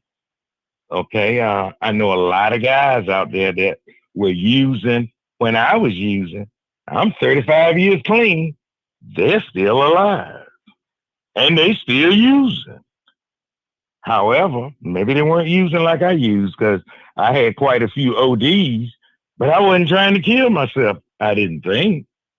And I didn't have no, you know, I grew up in middle class, mom and dad in the house and 9 kids, and I'm the only damn one to use drugs. So it was like, and I was the only one too that was stepping outside of what the boundaries were in my family. And everybody was wondering, what the hell is wrong with him? I just like excitement. I like going somewhere. And even now, when I was going to the fights, and I went to parties before COVID, everybody thought I was high drinking. They said, what are you drinking? I said, nothing. You sure you ain't on nothing? I'm like, no. So, but yeah, most addicts don't want to die. Most addicts that I met that were white, that were in recovery, were in depression all the time and going to counseling. And it seemed like black people, when we got off drugs, we need a little counseling, but not like them. They was always talking about the child inside, and we ain't dealing with no child inside. We deal with oppression. I heard you talking to a guy the other day, had a red shirt on, said, you know, we got to do for self. You know, you can't disassociate yourself from the government. And when somebody got their knee in your neck, you know, America, this society has been kneeing black folks' necks like that man had in George Floyd's neck. Would you agree to that? Yes. Everybody can't get up and pull themselves by their own bootstraps if their family never had nothing to pass down. It's just fucking impossible. The only, and yes, some of us can get up and do that. But look at the poverty rate among blacks as it is toward whites. You hear that all the time. How much they make with a degree as opposed to how much black people make with a degree. Black person with a degree averages about 39,000, 40,000. A white person with a degree, 117,000. What the fuck is the difference? You got the same degree. So what is that? Systematic racism. So no, it's just our only way of, when they say black people, let's come together. All we do mostly is celebrate our individualism. Now, as a group of people, we can't be mad at each other because we can't come together. We ain't got shit to come together with. You can't just say, hey, all them black people, they got $1,400, put it together and, oh man, that'll buy something. And I heard dumbass Dr. Watkins say, man, a car payment, the worst investment in the world. But I bet you he got a fucking car. However, a car payment is the worst investment in the world, and you can put it in the stock market. And I guarantee you this, when black people start putting money in the stock market like that, they're going to make sure the stock market crash. Because if you're watching the market right now, and as bad as everything is going right now, you know things are bad right now financially. Am I right? Yeah, it's bad in some areas. Okay. But the stock market is at an all-time high. How is it? How is it? They doing business. Now soon, yeah, they're doing business, but people ain't got no money to buy shit. That the government has to give us some of our money back, which is our money because we pay taxes. The government has no money without taxation. Right. However, they give you that money back. They want you to go right back and spend it into the economy. Hell, if you put it in the stock market, it ain't doing the government any good right now because they need it in these businesses. See, my major was business management. However, when a whole flood of black people decide to jump in the stock market like Boris Watkins wants you to, they're going to crash that motherfucker, and the people at the top going to reach down and pull that money out you can still have your little piece of paper with the price of your stock, right? And your stock can either go up or down. I mean, that's just the name of that tune. No, addicts don't want to die any more than people with guns want to die. And DMX, man, he just, I think he got some depressed shit going on with him. He's a serious addict. Now, like I said, I ain't had a drink or a drug in 35 years. A person who used to have kilos of cocaine, smoking every day. We were freebasing. We weren't doing crack rock. We made our own shit. How did you kick it? I kept going to the treatment center each year. And then I finally went to Narcotics Anonymous meetings, and I met other addicts, groups of us sticking together. We were holding on to each other for dear life, having meetings and talking. And we actually have a better rate of recovery than a fucking treatment center. Treatment center maybe about 7-8% success. Church about the same thing. But in A meetings, it's about 20%, 20 to 25% success. And it's just us getting together, meeting in churches, talking about our addiction and helping new people out. Our biggest success is helping somebody else out. But the key is, can you make it to a treatment center, or do you want to get there? And people that did drugs know people who don't do drugs no more, like me. A lot of guys call me all the time. They'd be like, man, I need help. And hell, the rooms of Narcotics Anonymous around here now, before COVID, hey, they was full because some white guy said I came in and some black people saw me, and we just started sticking together and hanging in there. I was like, oh, okay. He said, you saved them. I said, hell no, because if they didn't come, I would have kept going back out. I went in and out for 6 years because I ain't seen no black people. You know, looking for an excuse to go back out and use. I didn't know that. Sure. I use white people as my excuse to, I ain't going in there with them. They're going to kill me anyway. I might as well go out here and keep using drugs. No, I wanted to use. I wasn't ready. So now DMX got a whole lot of problems, but drugs is not his main problem. Anybody that's on drugs is not their main problem. Gotcha. It's a masking agent for some people. Yeah. Yeah. And I wasn't masking no pain. Now, when I got hurt on jobs and the crane dropped and broke my ass to pieces, of course, I had to take Oxycontin. And I took it as prescribed and didn't get hooked on it. And once my injuries got right after a year, I left it the fuck alone. Because my body rather had cocaine. My body remembered that. It was like this, I'll do what I have to do. But no, I had no problem putting that shit in my body. Hell, I breathe this fucking air every day.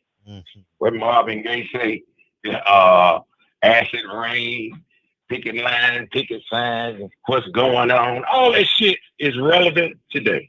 So the air ain't no clean. The food. What are they putting in the food? Preservatives. So it's kind of hard. And I hear people talk about, I'm a vegan. I just kind of laugh at all the shit because I eat 3 days a week and I fast 4 days a week. And I only eat once a day.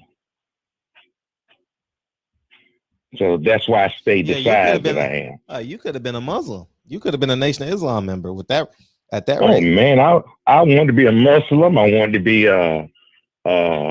what do you call it? A Christian. I wanted to be a whole lot of shit.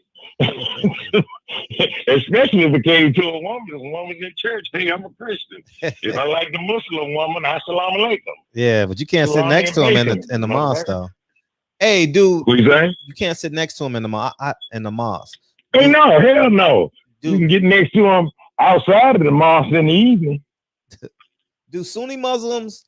I've never been to one of their temples or mosques. Do they integrate their caste too? Their caste, their parishioners. Are they called parishioners? Oh, what are they called? I wouldn't know. You'd have to ask H Money about that. I think he don't. Oh yeah. H Money. Yeah, you're right. H Money is a Sunni Muslim. You're right. I gotta ask. Yeah, and even though he's he's ultra hyper. You know, he still knows something about, you know, the Mars. Mm-hmm. Yeah. Because I heard him talk a lot about it. You know? Yeah. So, yeah, Brandon said. And Clarissa Shields, here's Clarissa, put my thing on Clarissa Shields, and I'm going to close. Clarissa Shields talk like that to black people. The only white people she talk like that to, like a black person, is the woman that she's fighting. But when she's interviewing with white folks, she ain't acting like that. She don't act like that. I don't. And that's normal. That's normal. For her, that's her normal. I mean, I've seen it. Seen the interviews. And I'm just not that interested. Yeah, if y'all don't tell me support a fight and watch it, I wouldn't watch it. I do my best, and now I can watch the Williams sisters play tennis. But I can't sit there and watch men play tennis because I used to watch Arthur Ashe. And I ain't seen nothing since Arthur Ashe other than the Williams sisters. Gotcha. And it doesn't matter if they are biracial or whatever. I just want I want a real nigga in the presidency. And since y'all use nigga so much, y'all got me saying it a little bit. They ain't gonna put no real nigga in the presidency. Just like, what's the lady named Kamala Harris? She ain't a real nigga. They had a whole bunch of real niggas he could have chose. He was being selective and safe in who he chose. Just like, they ain't gonna put no Jesse Jackson in there. They're not gonna put that guy in there from New Jersey. Cory, what's his name? Booker. Cory Booker. They're not gonna put him in there. But he'll be a nice senator. He'll be a nice head of the Senate and stuff like that. But in Obama, hey, he want a real nigga. It's all right, but he want a real nigga. And Kamala Harris ain't a real nigga. They went and played a real nigga role to get your vote, so they go to show. You know, it didn't impress me. But, you know, I've been called many things at my age. But you'll never see me wear a t-shirt like I saw ex-Sunni Muslim. Was he a Hanafi Muslim or Sunni Muslim? Who? Kareem Abdul-Jabbar. Here you are as old as me talking about go make a friend with somebody that don't look like you. Nigga, angry as your ass was from your teenage years, and you wait till you can't hardly walk before you want to tell somebody to go make a friend with somebody that don't look like you. Hell, I have hell enough trying to make friends with somebody that look like me, and I'd rather do that than to look for somebody and make friendship with somebody who don't look like me. Yeah. Because I don't want to get drugged behind a truck like the black guy in Texas made friends with these white boys, and all of them got drunk. And what did they end up doing with his ass? Put him at the end of a chain and drug him till his neck popped off. Yeah. So no, I don't want to make no friends with nobody who don't look like me. I can be friendly to you. That's all I need. If I ain't gonna come together, if we can't come together with each other, what the fuck I want to come together with somebody that historically don't like me and ain't even got a good reason. I got a better reason for not liking them than they have for not liking me. Wow. Historical reason. All right, Fred, and I'm back in the chat, man. Love you, King. Yeah, you said you wanted to hear me. No, I do. I'm. It's great to hear you. I'm getting excited. When I get excited, I start stuttering and shit. He's a Hanafi man because he donated the house. He donated the house. That's right, Hanafi Muslim. That's right. Temple number 12. That's right. I think it was Temple number 12 out of Philadelphia. Yeah. They went down there. Here's another thing. You said something about Bob Arum. I mentioned the blue, I don't know if it was 6 or 8 months ago, that Ali and Frazier, or Ali and Frazier got $5 million apiece. Ali and Foreman got $5 million apiece. And both fights drew 300 million closed circuit. Now you add to, I'm saying it was $10. Okay. It was over $7 billion. And he said right on your damn show what I thought. Ali and them got paid by that man in Africa. Ali and them didn't get none of the closed circuit money. Well, Bob said he remember taking the checks that people after the closed circuit money came in. He said I took it to Ali and them. He didn't. Because Ali and them got their money when they fought. He didn't. Damn. Is that what he said? He said it right on your show. I heard it. He did. Mm-hmm. He damn sure did. And that's why I really don't have that much for him, you know. Mm-hmm. He just means nothing to me. Mm-hmm. And that's where his money came from. He can't make money like that no more. 300 million pay-per-view buys? No, 300 million people watch. 300 million people watch. No, closed circuit buys. I looked it up. Wow. I sent it to you one time. Wow. That was the buys. Oh, that's 300 million. It was worldwide. Ali was big. Oh, I know that. You know how big Ali was? You know, I could have went to dinner with him every Friday, and I was like, man, I totally regret that shit, dog. Damn, I regret And how old was he then? 95. So it was just before the Olympics in 96. Oh, shit. He was at the end then. There wasn't too much he could do. He was talking, but he was talking and shaking. I mean, you know what I mean? Like, he was talking and shaking, you know, but I think a lot of that came from Ali knew he got cheated out of money. So the same thing happened to Joe Louis and them that he said he wouldn't let happened to him. Mm-hmm. But his name was so big, he sold it for $50 million. Who in the hell else can sell their name for $50 million? Mm-hmm. Who? Name me somebody. Mm-hmm. Nah, no one's bigger than Ali in any sport right now. In any sport. That's right. Now I'm telling you now, look at those closed. Do the research on how many closed circuit they put in the chat were bought. Yeah, they 300 million, not 4.6 million. Because we looked at that and we went down. What you call them? So 6 million. Yeah, but Lord, so 4.6 million. Yeah. And then when you look back, all of the guys like Bob and them was splitting that fucking big money up. Oh, I don't doubt that. Oh my goodness. And he said the closed circuit stuff hadn't come in. And then when it came in, I was taking everybody their check. And he was talking about John Muhammad. I heard him. Mm-hmm. You interviewed John. He said, how's John doing? He only about 90 years old. 94. Yeah. Mm-hmm. John, that was after you interviewed John. Yeah. No, before you interviewed John, then Bob. I bet that John would listen to that shit like, Bob, where my goddamn money? Yeah. Yeah, he said a whole bunch of shit.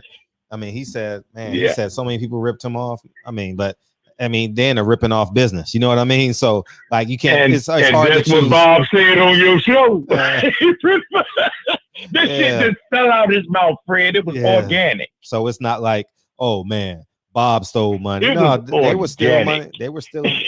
They were stealing money, and the nation was stealing money from Bob. Bob was stealing money, and the nation was stealing money from Ali. So, I mean, it is what it is. That money was coming from all over the world, Fred. Mm-hmm. All over the world, just not the United States. Oh, I know. It was his whole family probably Bob worth about over 300 mil, and everybody in his family probably got some of that money. It wouldn't have looked right if he was worth he probably worth more than that. That's all he's showing. Well, remind old people like him. Man, you should have put that question in the chat. That would have been a great follow-up question, man. That's why you got to stay in the chat, man. I'm always here. I'm here when you don't see me. If I come in late, I don't say nothing. Because that would have been a great follow-up but when I come in late, I just like y'all to keep rolling. But when I see Bob, it's hard, man. And I listen to his ass because I said his old ass gonna drop something. He gonna drop a nugget out of his mouth about his fucked up ass.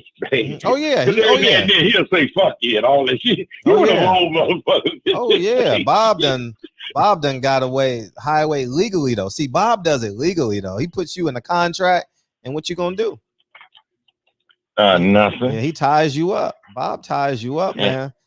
And all I hear is promises of fucking fights. I don't see nobody fighting but the Charlos and Earl to fight. But goddamn, motherfuckers want to fight him now because he got the belts, but they didn't want to fight him before. He was calling all of those motherfuckers out. It was his 15th or 16th fight. He was calling them out. Yeah. And now they lose their belts and now they want to fight him. Right. But he said, I'm going to do what I'm going to do. And I don't care what nobody says. That man don't want no part of Earl Spence. He know he gonna get some body work he ain't never got before. He ain't never been hit in his body probably 20 times in a fight. Terrence Crawford. He's never been hit in his body over 20 times in a fight. You fight Earl, you're gonna get hit in your body 86 times to 100. That's a guarantee. And he was talking about how big Mikey Garcia's head is. Goddamn, Earl Smith got a big ass head too. And when he said Mikey had a big head, I knew what he was talking about. That means Mikey can take a lick with that big ass motherfucking head. That motherfucker got a cranium on him, and Earl's ain't far behind him. Earl got big ass head too. Look at him next time. Look at these boxers, and then look at their heads. And he can avoid punches real good. Right. Sean absorbs punches real good, and he moves a lot. And when you say a fighter, he always get hit with the punch he don't see. Hell, most of the punches they get hit with, they don't see. Motherfucker, when they in there throwing, you don't see that shit. You don't look right, left, duck. You ducking, you rolling. That's just movement you're doing to avoid and throw people off. You can't duck every goddamn punch and see every punch somebody's throwing at your ass. It's impossible. You got your Wilfred Benitez. Look how long he did it. And as he got older, he couldn't duck no more. And then he ends up what in a wheelchair or something. He's in bad shape. Yeah, and it don't take that many punches to put you there. It don't take that many because he didn't get hit a lot. But as he got older, you know, he was getting hit, but he won't getting hit like most people because I've never seen nobody avoid punches like Benitez other than Ali early on. Pernell Whitaker, he ducked more punches than most people I ever seen outside of Benitez and Ali in his early stages. And what happened to Sweet Pea? He walks across the street out here where we live in Virginia and get hit by a car. You can duck a punch, but you knew something was going on, right? Why would Sweet Pea be walking at night? Same reason I used to walk at night. I mean, I cried when that shit happened, man. I knew where he was. Right. Physically and mentally, because I've been there. That's the hardest shit to get off of once you're in it. Let's say 100% of people in it. If you go to recovery meetings, it's better than the treatment center. It's more effective because you got other people there just like you. And most of the people who work in treatment centers, counselors, they're recovering addicts. If they're not recovering addicts, they can't tell you shit because they don't know. They can only assume. Nothing is like what they say, personal experience. So anyway, Fred, I'm back in the chat, dog. I love you. Love you too. And man. I'll call in more often, man. All right. Thank you, man. We miss you. All right. Bye. Appreciate you. Miss you too. All right. Thank you. Yeah. Yeah, man. So I see Brandon in there in the chat. Man, listen. See, Brandon don't even want to tell half truths. Frederick tells the whole truth. Herbert Muhammad stole money from Muhammad Ali. Muhammad Ali and Khalil Ali borrowed money from Elijah Muhammad when he was not fighting for those 3 years. And that's the truth. It ain't no secret, ain't no slander.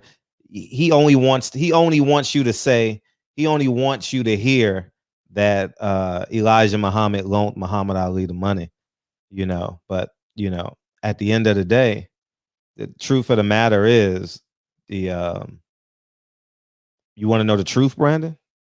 Elijah Muhammad was against fighting until he realized it was profitable. He was anti-boxing. He didn't want his fighters entertaining those white people.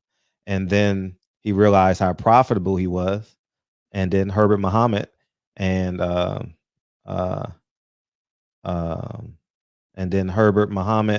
John Ali took the money back to Chicago, and that's the truth. So, and that's a stone cold truth.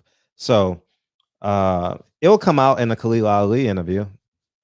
So it'll come out soon, and you'll get her perspective on it. Whether you want to believe her or not is totally up to you. John Ali glanced over it because I didn't have as much information as I had when I went to Chicago. That's why I need to go back, because that's it. And this is what it feels like. Well, the Nation was 50% owner of the contract, and according to Bob Arum, who came on the show, according to the show, it's funny how people don't accept accountability. If Elijah Muhammad is getting the money and he's the head of the Nation of Islam, it's the Nation of Islam. So what you gonna say? I'm not even gonna get into that with y'all, but y'all can feel free call in and get your disposition. What's up, man? What's up, Fred? How you What's feel, up? man? You smoking tonight, nigga? You feeling good? You smoking tonight? What you on? OG ganja. But nah, man, we got roast Bob, man. You put the title in, we gotta roast him. Look, man, Bob Arum, if you listening, give us the fucking fight we want. We want Shakur Stevenson versus Oscar Valdez. We don't want no fucking Jamel Herring. That dude is 35 years old. He's retired. He beat a Carl Frampton that was war torn, shot worn. Obviously they wanted Carl Frampton to win because that ref was on Herring's ass in that fight. But hey, no dice. Herring took care of business. Congrats to him. I think he should retire himself or cash out with a big fight. And I mean, honestly, if I'm Al Haymon, I'm trying to get Bob to get Jamel Herring, give Jamel Herring to Tank Davis. That's an easy fight for Tank. But look, man, give us the fucking fight. I don't want to see no damn Jamel Herring versus Oscar Valdez. I want to see that boy Shakur get the work. These young guys, man, they want all the smoke. This is the year to step up for the young fighters. Look, we already seen Ryan Garcia step up. We about to see Devin Haney step up. We saw we about to see Jerome Booth Ennis step up. This is the year. Boxing is all about out with the old and in with the new. Bob Arum is not giving us that. He's not. He's lying. He keeps lying to the fans. Look. Oh, he definitely lied. He definitely lied. He said we were supposed to have the announcement this week, and we didn't get it this week. So I mean, I don't want to talk to Bob every week, or else I would. But we'll talk to him next month. I'm not in the mood to talk to him. We got to roast him. Mm-hmm. You know, yeah. He gonna get it when he come in here for sure. Look, I'll keep it 100 though. You know, I'm not biased or just stay on one side. Bob has given us great fights. He's given us legendary fights. He's gonna give us a good fight. I think this week is coming up with Joe Smith Jr. for the championship. I think that's a good fight. That man can knock people out. And you know, he gave us Valdez versus Burchell. But look, let's keep it 100, man. We want to see that boy Shakur gets the smoke, man. He shouldn't be another Demetrius Andrade or Devin Haney before the Jorge Linares fight. You know, we want to see these young guys get all the smoke. You know, I want to see young guys change the sport. You know, we saw Teofimo Lopez fought Lomachenko. Look, we tired of these. You know, we also got to put some of the blame on the fighters too. We got to put some of the blame on them as well. You know, it's not just the promoters. It's some of the fighters as well. I just saw the interview with Demetrius Andrade, and he did an interview with Brian Custer, and he was talking about his situation. And it was interesting because he was talking about contracts, his contract in particular. And he said he has it in his contract where he can go anywhere he wants. All he has to do is go to Eddie Hearn. Eddie Hearn can sign off and allow him to go wherever network that he wants to go. It's his decision. These fighters, they don't have that. These fighters don't have it. Like Shakur is in a situation where he's not getting the best fight, but can he go any other promotional network or stable and fight their fighters? I don't think so. I really don't think so. A lot of these guys, they need to take more control over their careers. This is partially why we're not getting the best fights. You fans out here who's fanboys of promoters, networks, and fighters, y'all not staying on these fighters' ass. Y'all not. You're not asking them these questions. Why don't you have in your contract where you can just be free to do what the hell you want? You're the talent, not the networks, not the promoters, not no manager. You're the talent. If Bob Arum and Eddie Hearn or any of them executives in those offices was in the ring, nobody would show up to watch them. Nobody. I need to stay on these fighters' ass. A lot of them can do what the hell they want to do, but they don't. They don't. It's sometimes it's the fighters. They don't put it in their contracts where, hey, if I can't get a fight, I would like to have the freedom to go here, or there. That don't make no fucking sense, you know. And yes, we're gonna go back to Bob Arum and roast him. He's putting in these contracts where these guys don't have no freedom, where they can't just go wherever they want, like a Terrence Crawford, where he's exclusive to ESPN.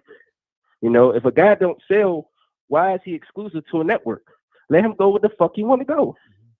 You know, Bob Arum and these networks, they're part of the problem, but the fighters is too. And I'm tired of talking about it. Y'all letting these fighters get away with this shit, and y'all fanboys, and y'all listen to liars all the time. You know, and Al Haymon is part of the problem too. It's all of them. But y'all want to point fingers at one person each. It's all of them. All of them. And y'all laughing and complaining about we don't get the best fights. You know, and look, I got to give Al Haymon props. You know, Brian Castano, Jamel Charles, great fight. As well as the Lupin versus Rosario, great fights. But we should be having more fights all the time. These fighters want to fight, man. That's what they do. But they're not taking control of their career. And they need to be asked more about that. Why don't they have it in their contract where they can go wherever they need to go to make these fights? You know, and that needs to be asked more. So shout out to you, Fred. Shout out to the chat. That needs to be asked more. I'm out. Appreciate you. All right, Brandon want to be man. Go ahead, B. Peace. What up, Fred? Shout out to the third. Fred, I think you be trying to bait me, man. Stop baiting me. First of all, let's get to Al Haymon. Let's talk about the great Al Haymon. The great Al Haymon has unification fights coming up that we know in two divisions. Bob Arum does not. The great Al Haymon is going to be putting on shows in the state of Texas and the state of Georgia and all throughout. The great Al Haymon, let's say that number one. And he did what you wanted him to do. He fired Kelly Swanson. So, yeah, that's good. I don't give a shit who he hired. We just want the job done. Now, you just called Bob Arum a liar. You said Bob lied about the fights, right? He came on your show and told you that we was going to have an announcement, we was going to have this, we was going to have that. We have nothing. We have nothing from Bob. So Bob is capable of lying. And you just used Bob as an example, calling Elijah Muhammad a thief. You said, well, Bob Arum said. First of all, Bob Arum is a known liar and cheat.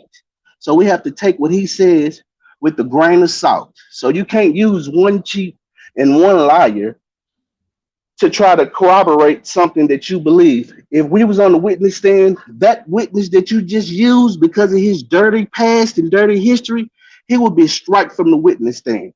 That's number one. Number two, now let's get to the Ali thing because you did not tell the whole truth. This is the whole truth. Muhammad Ali had been studying the teachings of the Nation of Islam. Elijah Muhammad, you can't show nowhere where he said that he was against boxing and that he didn't want Ali to box because, and then when he found out Ali, it brought fame, then he said, okay, yeah, let's embrace him. That's not true. You just made that up and you can't find that in right nowhere. But what I will say is once the late 60s and early 70s started coming around, he asked Muhammad Ali to be an ambassador for the Nation of Islam. He didn't want him getting hit in the head anymore. He didn't want him fighting.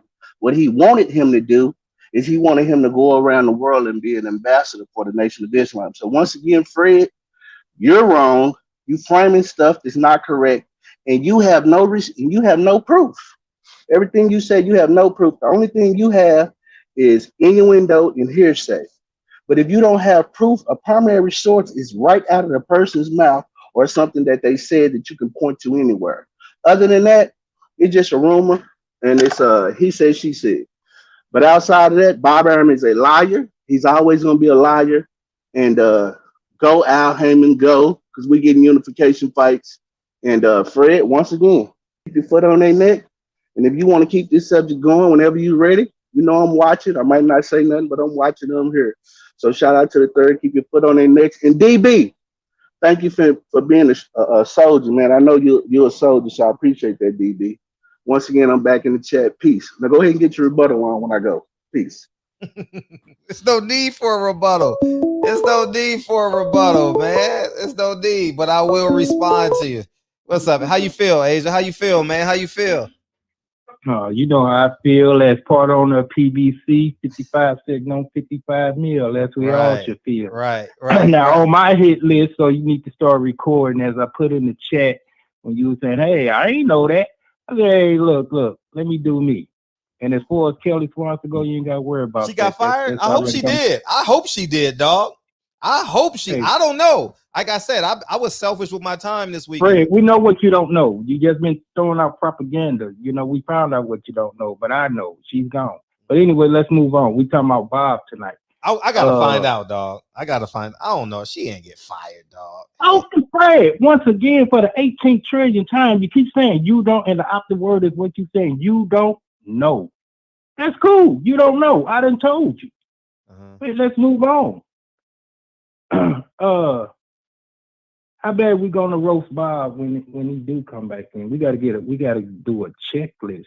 We gotta hit him hard. You know what I'm saying? He can't just get off easy with this. He gotta know. He gotta feel the wrath of the barbershop when he come back on. Y'all got the options. Y'all got the options. Y'all can super chat the questions and DB there. No, hold up. You said we. Yeah. We was in front. Yeah. Okay, we. I said okay. I'm gonna let you speak for yourself. Okay, us. Yeah. We got the options. Yeah, we got some missiles ready to launch at him. You know, he better come up with something real quick. He gotta come up with something quick. That's real talk. And you know what the most beautiful thing about it is? Y'all know y'all gonna have a chance to roast him. Well, I mean, I'm just saying. Yeah. Next month, this time next month, he gonna be in here. Yeah, I feel. So he got like Franklin's time to come up with something. It'd be like, okay, Earl, I'm gonna give you the 60-40. You see it. You know, let's go ahead and get on 60-40. You the A side. Here's Bud. That's the only card he got to play. It's only, and really, you should make it even sweeter. Say here's 70-30. You know, just let me get something off the back end. But yeah, he's definitely. I mean, the proof is in the pudding. We ain't gonna let this one. You know, we ain't gonna let this one slide like that. You know, he got to come. He got to come with something. He got to come. Yeah, this week we're gonna be hearing a big announcement. It's gonna be great. I promise you. I think didn't he compare it to Ali Frazier or something like that? I know he said it was a big announcement. He said, "Nah, it's big, like bigger than normal." Okay. Yeah, I got to go back and look at it. People doing all this shit talking, but they don't call in and talk about them. You got a whole show dedicated to talking about, and y'all niggas ain't calling in. All y'all doing is typing in the chat. Y'all got 2 hours to call in and talk about Bob, and I respond to y'all, and we can make this a big Bob Arum Bass show, but y'all not calling in. Well, they probably want Bob there to feel it right. You know, it's almost like, you know, this just rehearsal. You know, they probably it's just well, you got another 4 weeks till he comes back in here. 3 weeks, so you might as well just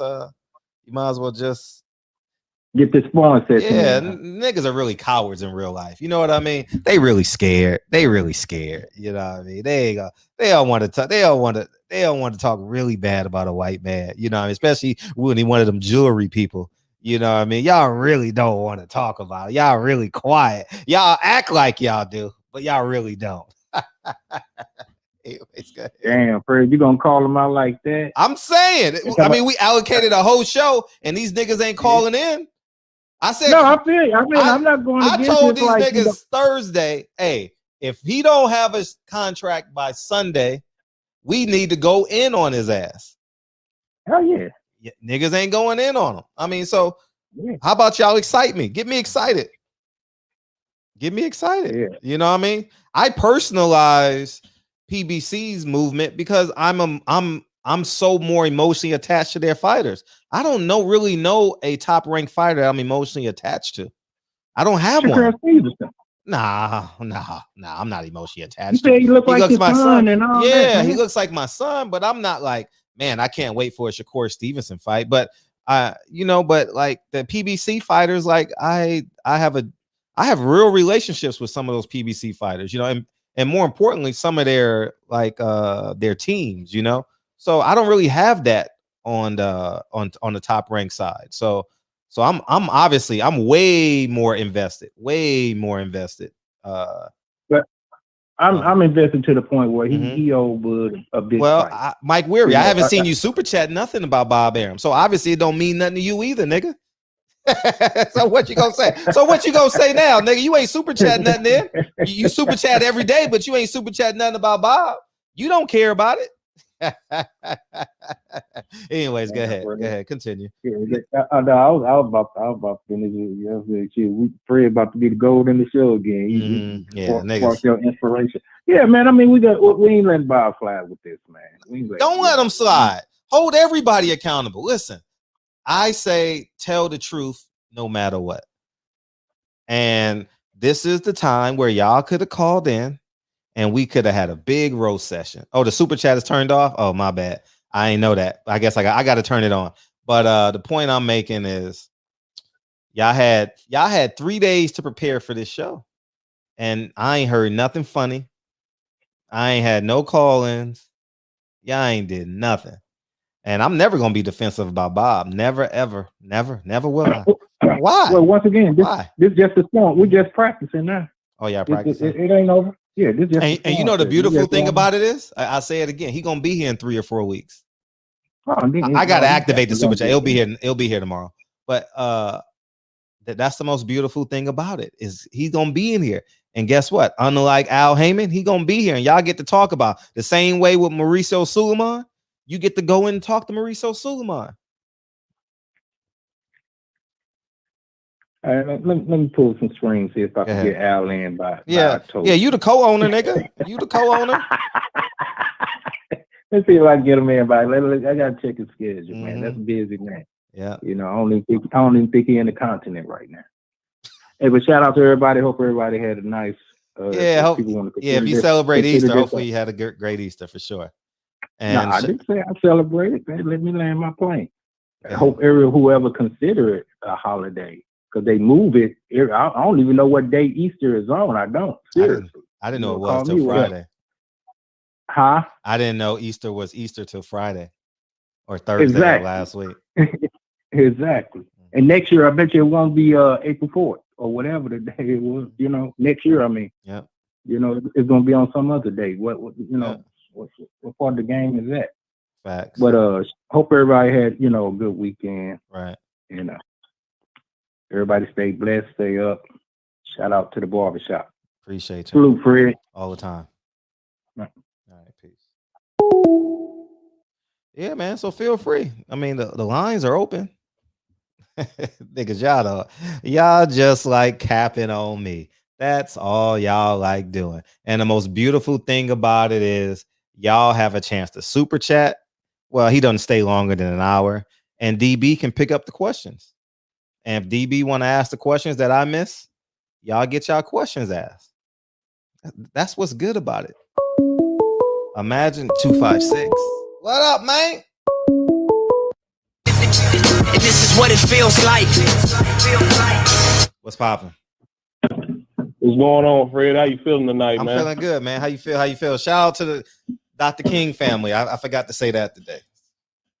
All right. I'm gonna tell you what's going on, and I don't think Bob Arum nor Al Haymon nor Big Head Ellaby sees it. Mm-hmm. But Bob Arum, Big Head Ellaby, and Al Haymon are about to let Shakur Stevenson lap tank. I'll tell you why. Because I'm on Twitter with these guys, man. I see what these guys, I follow all of them. So I see what they're talking about. Shakur Stevenson is going to unify. I feel in my heart he's going to unify either by the end of this year or the beginning of next year. He's going to unify both WBO and WBC belts because he's the number one contender in WBC, and he's the mandatory challenger for Jamel Herring's WBO title. He's already shown the paperwork that he's put in for his mandatory challenger status for the WBO title. And the WBO has told Jamel Herring, either you're going to stay and defend it or you're going to move up, because he was talking about retiring, moving up. You got 30 days to decide what you're going to do. And then you got to defend that belt in September. Right? So, meanwhile, Tank's just sitting on the sideline with his one belt that he's probably going to get stripped of if he doesn't defend it before October, because that was the last time he fought, correct? October, if Shakur Stevenson, Halloween, right? Shakur Stevenson, because people know who Shakur Stevenson is. Now, he might not be as entrenched in the hip-hop community as Tank, but people know who Shakur Stevenson is. And if he gets his hands on two belts, he will be a bigger star than Tank Davis. Because by that time, Tank has been unfought, once in, 14 months maybe? 12, 14 months? Meanwhile, Shakur's staying active. He's fighting on ESPN. People know who Oscar Valdez is because we had a fight party for that fight.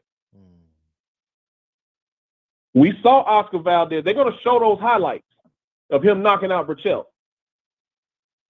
So when Shakur Stevenson gets his hands on two belts, and Big Head Ellaby and Floyd and Al Haymon are just letting Tank sit there and rot, he's going to lap him. So let's go back to my point I've been trying to make. I don't think Tank can make 130 anymore, because if he can, he'd be in the sweepstakes, man. There is a vacant belt in that weight class. Why is he not fighting for it? What belt is vacant at 130? The IBF, because remember, JoJo Diaz didn't make weight. Oh. And they had a draw, right? Yeah, they fought to a draw, but he couldn't win the belt anyway. They fought to a draw, and JoJo Diaz didn't make weight. So the other guy couldn't become a champion because the belt can't change hands on a draw. That's interesting. And JoJo Diaz didn't make weight, so he couldn't remain the champion. So the IBF belt is vacant. There's some Russian kid nobody's ever heard of, 15-0. I think he's got like 10 or 11 knockouts. Tank, and he's on PBC. Tank, Big Head Ellaby, Floyd, what are y'all doing? Bro, you got 4 civil cases coming up. You're going to need that bread. Like, let me get off that. I don't talk about nobody's bread. But, my guy, there is a belt up for grabs in your division. Why are you not fighting for it? Why is your management / promoters not advocating for you to have that belt? Or at least get somebody else, get somebody else in your weight class under their banner to get that belt so y'all can fight for it later. Tank, you don't want to unify? Big Head Ellaby, you don't want a unified champion? Oh, I forgot, Tank's a star already. You don't care nothing about that because you pat in his pocket. But, that's me getting off on bread again. But, I feel like Shakur Stevenson is going to lap Tank Davis within this next year. Because by this time, he'd have been a champion in 2 different weight classes and unified in another weight class. And that Oscar Valdez fight, I believe, will do decent numbers. Now, I don't want to hear anything about the pandemic because Texas is open. Florida is open. Atlanta never closed. Ain't that one of your favorite spots, Tank? So, I mean, as a Tank fan, this aggravates me, man, and I'm at Big Head Ellaby every day. I can't send him a DM because he don't follow me. But I'm in Big Head Ellaby's mentions every day. As you should. It's like, so we get a Tank fight, man. What's up? Hey, I sent him one today. Happy Easter. When's Tank fight? Oh, that's funny. I really despise Big Head Ellaby, man. It's hard for me to dislike somebody who I don't even know for real, who I've never met. But just the way he talked, man, he talked like a Mississippi pimp.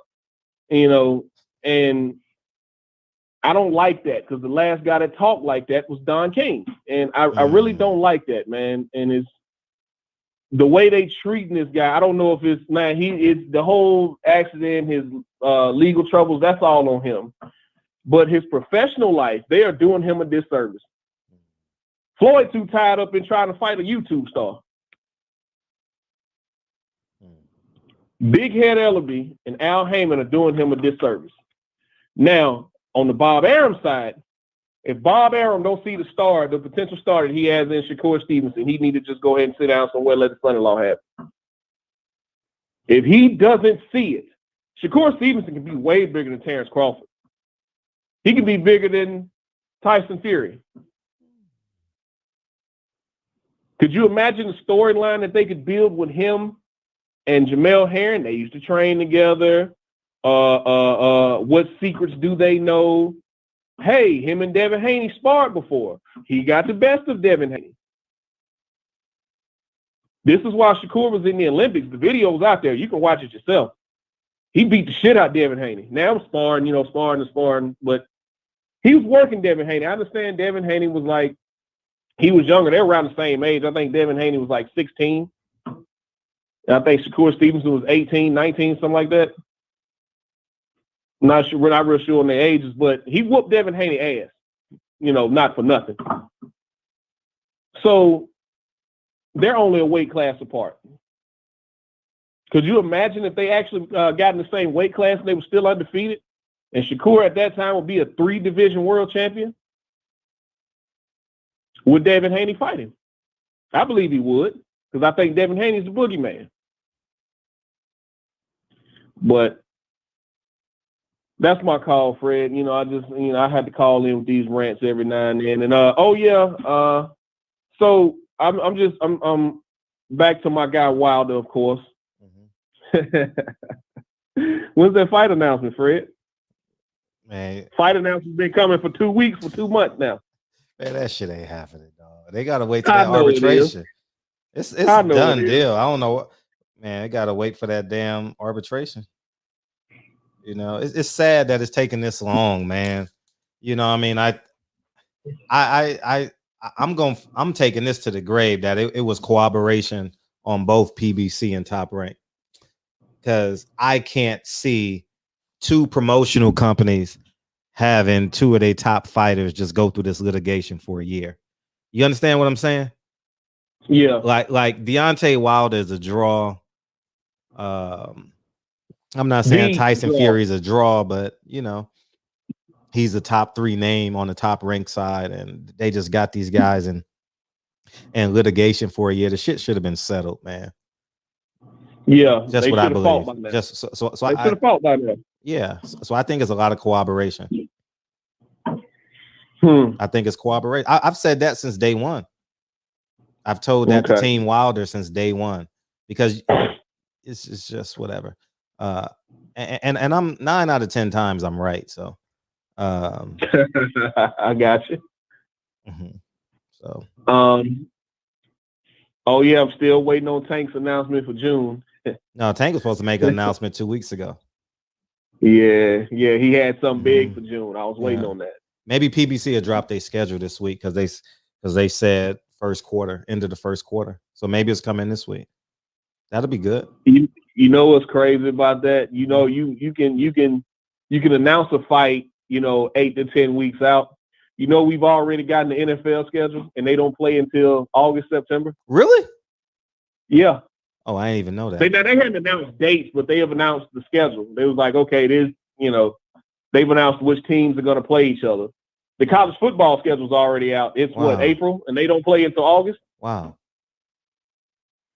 My MMA brother DB's probably listening. I was talking about it the other night. The UFC is booked up until July. They've already started announcing fights for July. Boxing don't need a schedule. That's what they say, ain't it, Fred? Yeah, that's what Reggie Owens says. Don't need a schedule. Boxing don't need a schedule, huh? Nah, not at all. But when they announce it, but here's the catch. Here's what's gonna happen. 256. When they announce the schedule, they gonna come in here and say, "See, I told you." So obviously, you were advocating for a schedule the whole time. I guarantee you that show. I guarantee you, when and if PBC announces a schedule, everybody's gonna come in here and be like, man, I told you they was gonna announce their schedule. I told you, Fred, take back everything you said about Al Haymon. Take everything you said back about PBC. Oh, so you're advocating for a schedule then, right? Right. You watch. See, I need one, man. I enjoy having a schedule because I enjoy going. For example, I enjoy going to the UFC's website and seeing these fight cards. 6 to 8 weeks to 10 weeks out. Okay, so I know then I can take my wife out on Friday night, be with the kids all day Saturday, and then come Saturday night, don't bother me. I'm watching fights. Yeah, I like having the. I'm with the schedule, Fred. I was with you on that. Yeah, but thank the you. thing, the pushback that I had is who these guys gonna be able to fight night around? Because all the big stars want big money and they in unification fights. They don't want to fight just anybody. So you got the mid-level guys, I consider him a top guy, but you got a guy like Tony Harrison. He's fighting on the 17th. I know he's got a fight coming up. But then you have other guys who you try to build a fight around. Like I believe there's another easy fight to make. Why don't PBC put together Sean Porter versus Mikey Garcia? Easy work. I mean, I could do this. And this is just stuff I think about just watching the show and keeping up with boxing and MMA in my spare time. I just make matches in my head, man. Like, come on, this is easy. Sean Porter don't have a fight. No. Mikey Garcia don't have a fight. Keith Thurman don't have a fight. They're both. Keith Thurman don't have a fight. Somebody getting left out. Somebody about to get left out this summer. Keith Thurman don't want to fight, man. Nah, it may be some truth to that. Keith Thurman don't want to fight. He want money. I remember it was a rant you went on a few weeks ago talking about how Al Haymon don't have to worry about the Charlos and Tank because they only want to come see him once a year when they need some money. That's Keith Thurman. Keith Thurman does not want to fight, man. He could have had fights. I truly believe Al Haymon has offered him fights and he turned them down because he has an overinflated opinion of himself. Now, once you've been at the top of your sport, you've been a champion, you have the right to feel that way. Excuse me. But you lost your belt, sir. You let a 40-year-old beat you for your belt, man. Gotta get in line. Get your ass back in line, dog. Yep. No. Telling Bob Arum that rant that he went on. You can't afford a PBC fighter, Bob. You offering Sean Porter $1.5 million, you lowballing, Bob. Keith, bro, he's not about to give you $5 million and you coming off a loss. It ain't fought in 2 years. You not about to get $5-10 million, bro. Be real with yourself. I know what you want, but let's be real. Keith Thurman don't want to fight. He want money, man. I believe he probably got 1, maybe 2 more fights in him at most before he hangs it up. Due to injuries and inactivity, he's going to retire. But, I just really ain't got nothing against Keith Thurman. It's just, he don't want to fight, man. He really don't. But Sean Porter, Mikey Garcia. What you think about that? Oh, ain't happening. You're right. Probably won't. But it'd be an easy fight to make. Yeah, Sugar Ray Robinson was fighting once a month, by the way. But anyway, shall we continue? Man, I appreciate you calling in, though. I genuinely appreciate you calling in. All right, Big DJ out. Shout out to my guy DB, my guy. Appreciate it. All right. One. I don't know how many fights Sugar Ray Robinson won in a row, but I mean Reggie Owens, I literally could eat you up. But you're talking about scheduling back in the day. Don't those guys got over 100 fights? So we not gonna get into that. But I do want to respond because Brandon is sitting back waiting on me to respond to him. He said unification bouts in Texas, Atlanta, wherever he said. I'm like you, I'm waiting on it. I'm like you, I'm waiting on it. That's all. I'm waiting on it. So when it does happen, we will when it does happen, we will celebrate it in the shop. You know what I mean? DB too anxious to get in on this. But anyways, I'll say this as it pertains to what you were talking about. It's as it pertains to the money. It's really, really easy. It doesn't take a rocket scientist to figure this out. If Bob Arum says he did money with them and he flew to Chicago to get the deal done, right? If the FBI papers say they did business, if Khalil Muhammad say they did business, if Murad Muhammad say they did business together, if Khalil Muhammad says Herbert Muhammad stole the money, Muhammad Ali never got his money. If you got 5 checkpoints that say that this happened, and John Ali said he went to the fights to oversee the fights. I didn't get a chance to talk to him about that, but hopefully I get a chance to in the coming weeks. So at the end of the day, I don't know what you. I didn't say you didn't do business for it. You said, yeah. Muhammad Ali never got all his money. Never got all his money, and Elijah Muhammad let Muhammad Ali borrow money for those 3 years, and how they made their money and or paid them back was in speaking engagements. Khalil Ali said that, and actually DB asked the question. And that's the truth. And if it's in the interview, I mean, I have it coming out, so it'll be on my website. When the website drops, you can watch the interview. And if you don't want to believe her, you have your choice not to believe her. So it was John Ali and Herbert Muhammad's responsibility to take the money back to Chicago, the same way they went to the mosque or the temple, whatever you want to call them, and they take the money from there and they take it back to Chicago. That's what everybody's responsibility was. You pick up the money and you take it back to Chicago. Simply put. Go ahead, DB.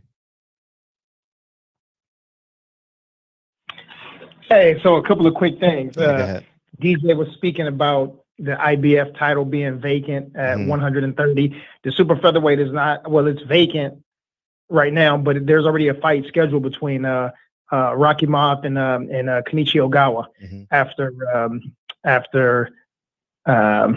Rakimov was fighting Jojo Diaz. Jojo Diaz missed weight on the scale and got stripped, and then they had a draw, and Ogawa was ranked either number 2 or number 3, so they got a fight scheduled. So that belt is not available. So I think you said Tank could fight for that belt. He can't. So I'm not sure if you were trying to put the blame on Al, DJ, but he can't schedule the guy for a fight that's already scheduled. So that's one. Question for you, Fred. Who purchases fights? I mean, I know we don't have any stats sheets right here in front of us, but, common knowledge. Fans. Or information. Who would you say buys fights? Humans, fans? Yeah, of course. But who? Who are the people? Are they black? Are they white? Are they 18 years old? Are they men? Are they women? Buy whose fights? Just a boxing? Humans. Who purchases pay-per-views? Humans. Okay, break it down. Give me the demographic.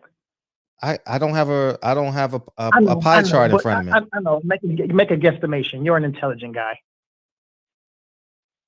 I genuinely can't, because it depends on from fighter to fighter. So I genuinely can't answer that question.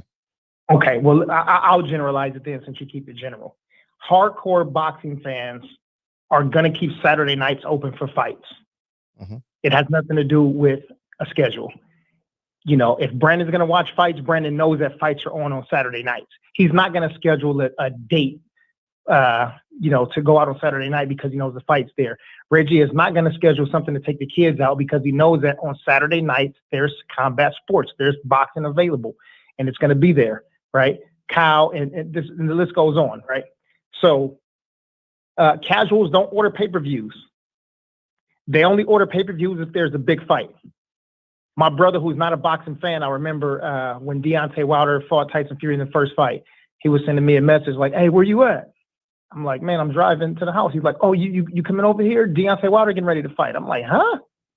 How the fuck do you even know who Deontay Wilder is?" But so when they're big fights, that's when casuals will tune in. Deontay, Floyd, not even an EJ or Charlo fight. So anyway, the point is, casuals are not going to purchase fights, and hardcores are going to keep those available anyway. So whether there's a schedule or not a schedule, we all know that Saturday night's going to be boxing. It's not going to take place on a Wednesday, Thursday, or Friday, and we already know the time that it's going to happen. If you're on the West Coast, we know what time. If you're on the East Coast, it's going to be a later time. Like, we already know that. So I'm not saying that a schedule wouldn't be cool to have. If we have a schedule, then we can get excited because we can look at it. But if we don't have it, it's not going to change anything for us.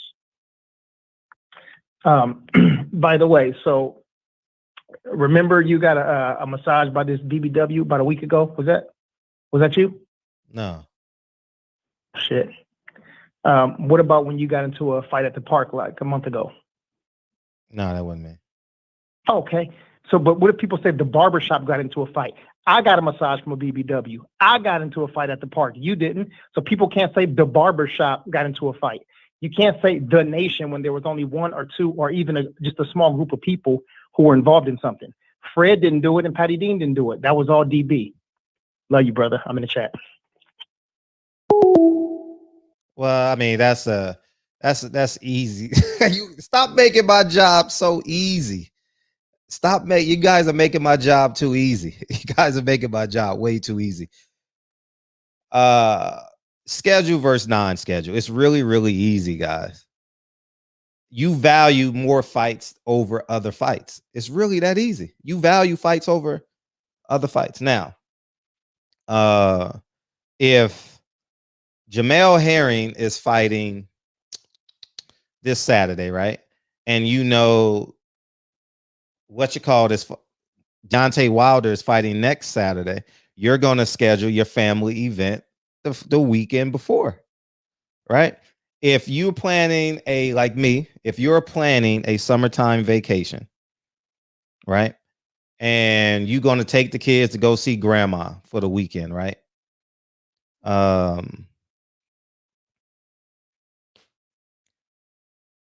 You're probably going to schedule the kids to go to grandma when there's a big fight, right? But let's just simplify it just a little bit more. I watched the NCAA tournament this weekend, right? I didn't watch basketball all year. I didn't watch college basketball all year. Didn't watch it all year. But they got something called March Madness. Right? So you know what I knew? That the tournament was coming. Mexicans in boxing got something called Cinco de Mayo. I don't know who's fighting on the date, but I know they're fighting on the date. Mexican Independence Day in September. I don't know who's fighting, right? Canelo's fighting this year, right? But they're fighting. It's really easy, man. Stop. You guys are just defaming. Now let's go to the Nation of Islam, man. My gosh. We got two Nation of Islam members that just deflect. John Ali is the national secretary, and Herbert Muhammad was the manager, and Bob Arum was the promoter of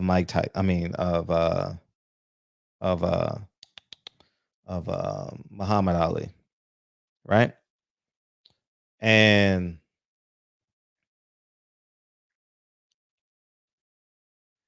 John Ali's responsibility, all right, I do have this in the interview. His responsibility was to collect the money and take it back. They called it taking it back to Chicago. That's the term that he used. Take it to Chicago, right? And that was his job. When the parishioners made donations or contributions, the mosque would link up and somehow it got to the people in charge. Was it the lieutenant? I don't know the chain of command off the top of my head, but somehow it got to John Ali. And John Ali was the man that wrote the checks.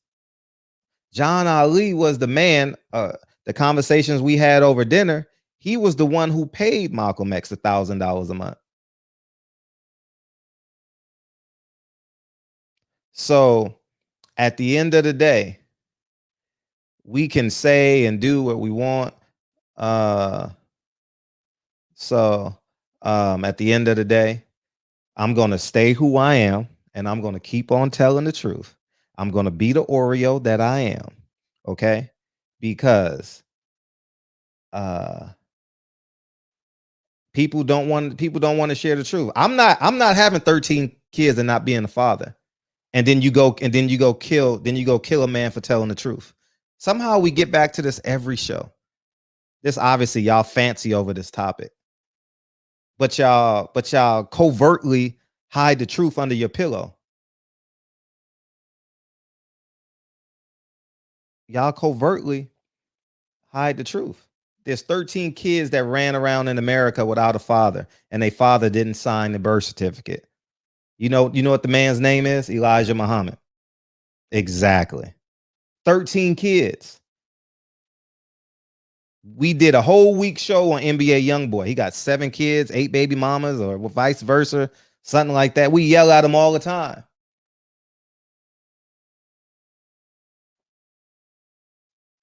Y'all don't want to deal with the truth. Y'all want to deal in narratives and shit. Y'all want to deal with narratives and protect your truths and stay comfortable. Y'all don't want to be uncomfortable. Y'all don't want to be. Who's this?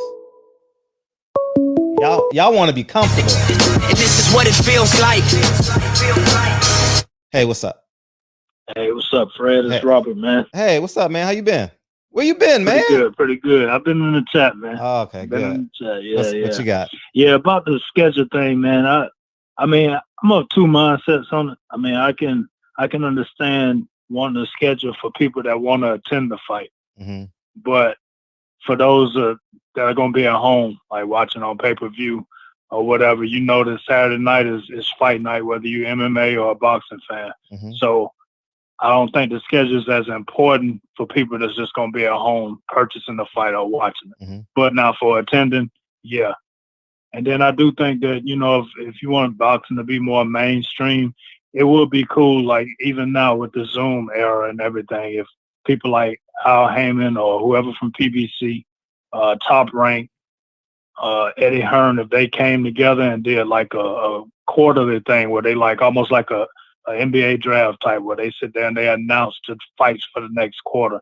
Yeah, that will bring more eyes to the sport, make it interesting. Kind of like what Bellator MMA did with the tournament. I said 3 months is fair. Yeah, every quarter. I mean, I can understand. A camp is 8 weeks. A camp is 8 weeks. Announce the fights so everyone can start supporting their fighters again. I mean, it's just really simple. I mean, everybody else, every other part of your life is on a schedule. How you do stocks, your kids is on a school calendar. When they do homework, what time they do homework. They come home, they got to get out of their school clothes. They go play in the backyard. They do their homework. They eat dinner. They take a bath. That's a schedule. Right. People are so we live on a schedule every day of our lives, but because y'all want to attack me, y'all think like, oh man, schedules aren't that important. But I guarantee you, if Deontay Wilder had a fight date in August, y'all niggas would jump out of your motherfucking skin. That's called a schedule. Yeah.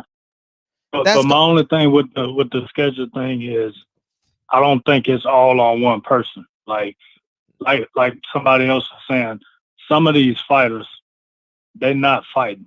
Some of them want to fight, but a lot of the ones that think they got it made, that I get the big checks or whatever, they don't seem too eager to fight, because it seemed to me that they would be up there talking more.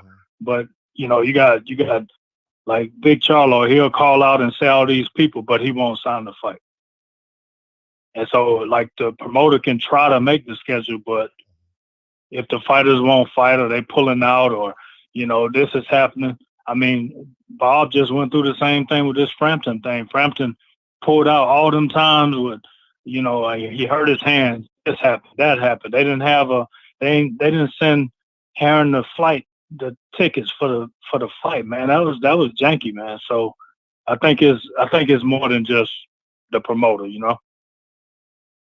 Yeah, I mean, it's all. I mean, if you want to be technical about it, it's all parties involved. But the face of the machine, the brains behind everything that moves, is the responsibility. And if you like how I am in everything that I do, I'm first to get off the helicopter, and I'm the last person to get on. That's the way I forever live my life.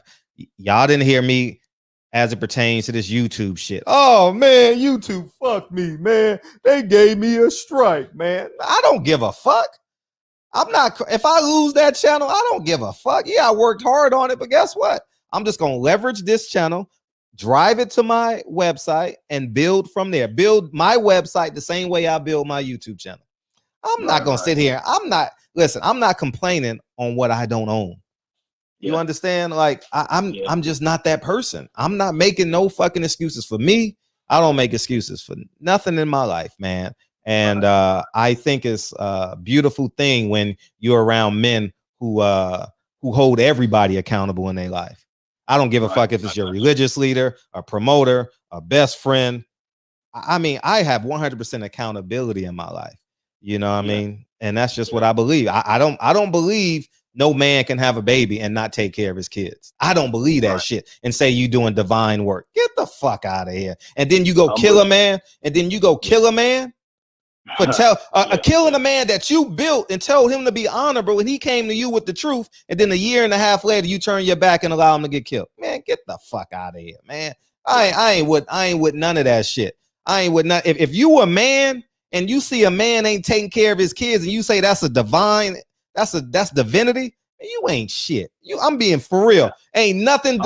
Ain't nothing real I don't about feel like you. no man is divine. I don't feel like no fuck man outta is here. divine. Not at all. Not no man that walked the face of this earth. They're not divine. Explain that shit to me. I don't believe in none. Hey, so real quick, Yeah, the go ahead. interviews you're talking about with Khalil Muhammad and all them, they're gonna be on your site and not on YouTube. Yeah, I'm gonna end up putting it on my my website.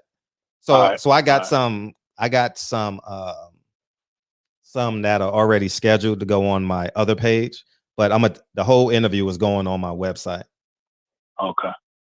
Yeah. All right. Well, you know, I definitely support it, Fred. Good luck with everything, and back in the chat, man. Appreciate you taking the call. Yeah, appreciate it. Yep. No, I don't complain. Nah, Dre's finest, you wrong. I don't complain. I came on here and said it was my fault. That's exactly what I said. And everybody heard me. Nigga ain't complaining about no fucking. Nah, nigga, you ain't never heard me say, get the likes up, man. YouTube won't share my videos. Nigga, I know they ain't gonna share my video. So why the fuck am I gonna sit here and complain? I already know they scam me on my views. How the fuck my video do 1,000 views and every time I go to a fight, I take 50 pictures? Get the fuck out of here, man.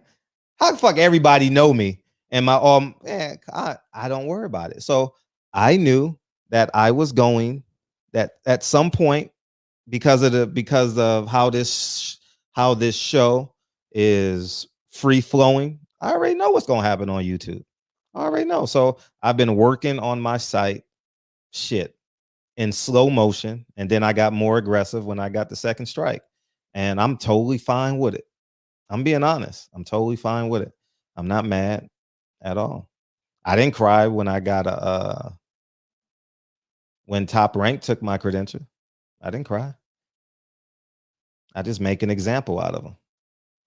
I put in a title so y'all can look at it. You know what I mean? And that's all. But anyway, let's get out of here. You ready, DB? So we can hear your rebuttal. I want to hear you explain to me a man have 13 kids and not sign the birth certificate and not be a father to those kids. I want to hear you explain that to me as a father. And then Malcolm X is a hypocrite for telling the truth. Man, come on, you can't make this shit up. You can't. How can you make this shit up?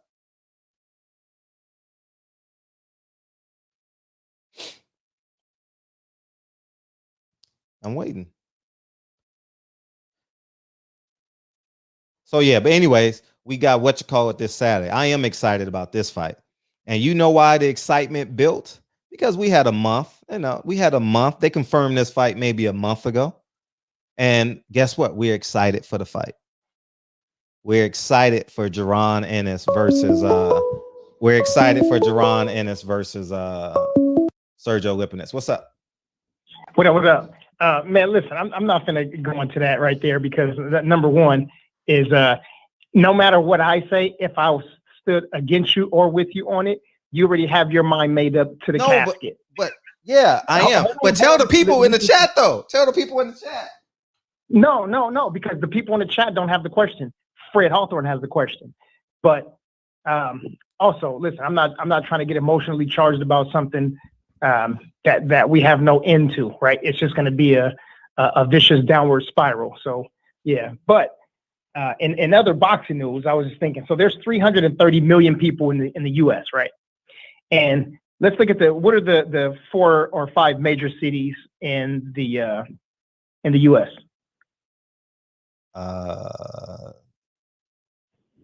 LA, New York, Miami, Chicago,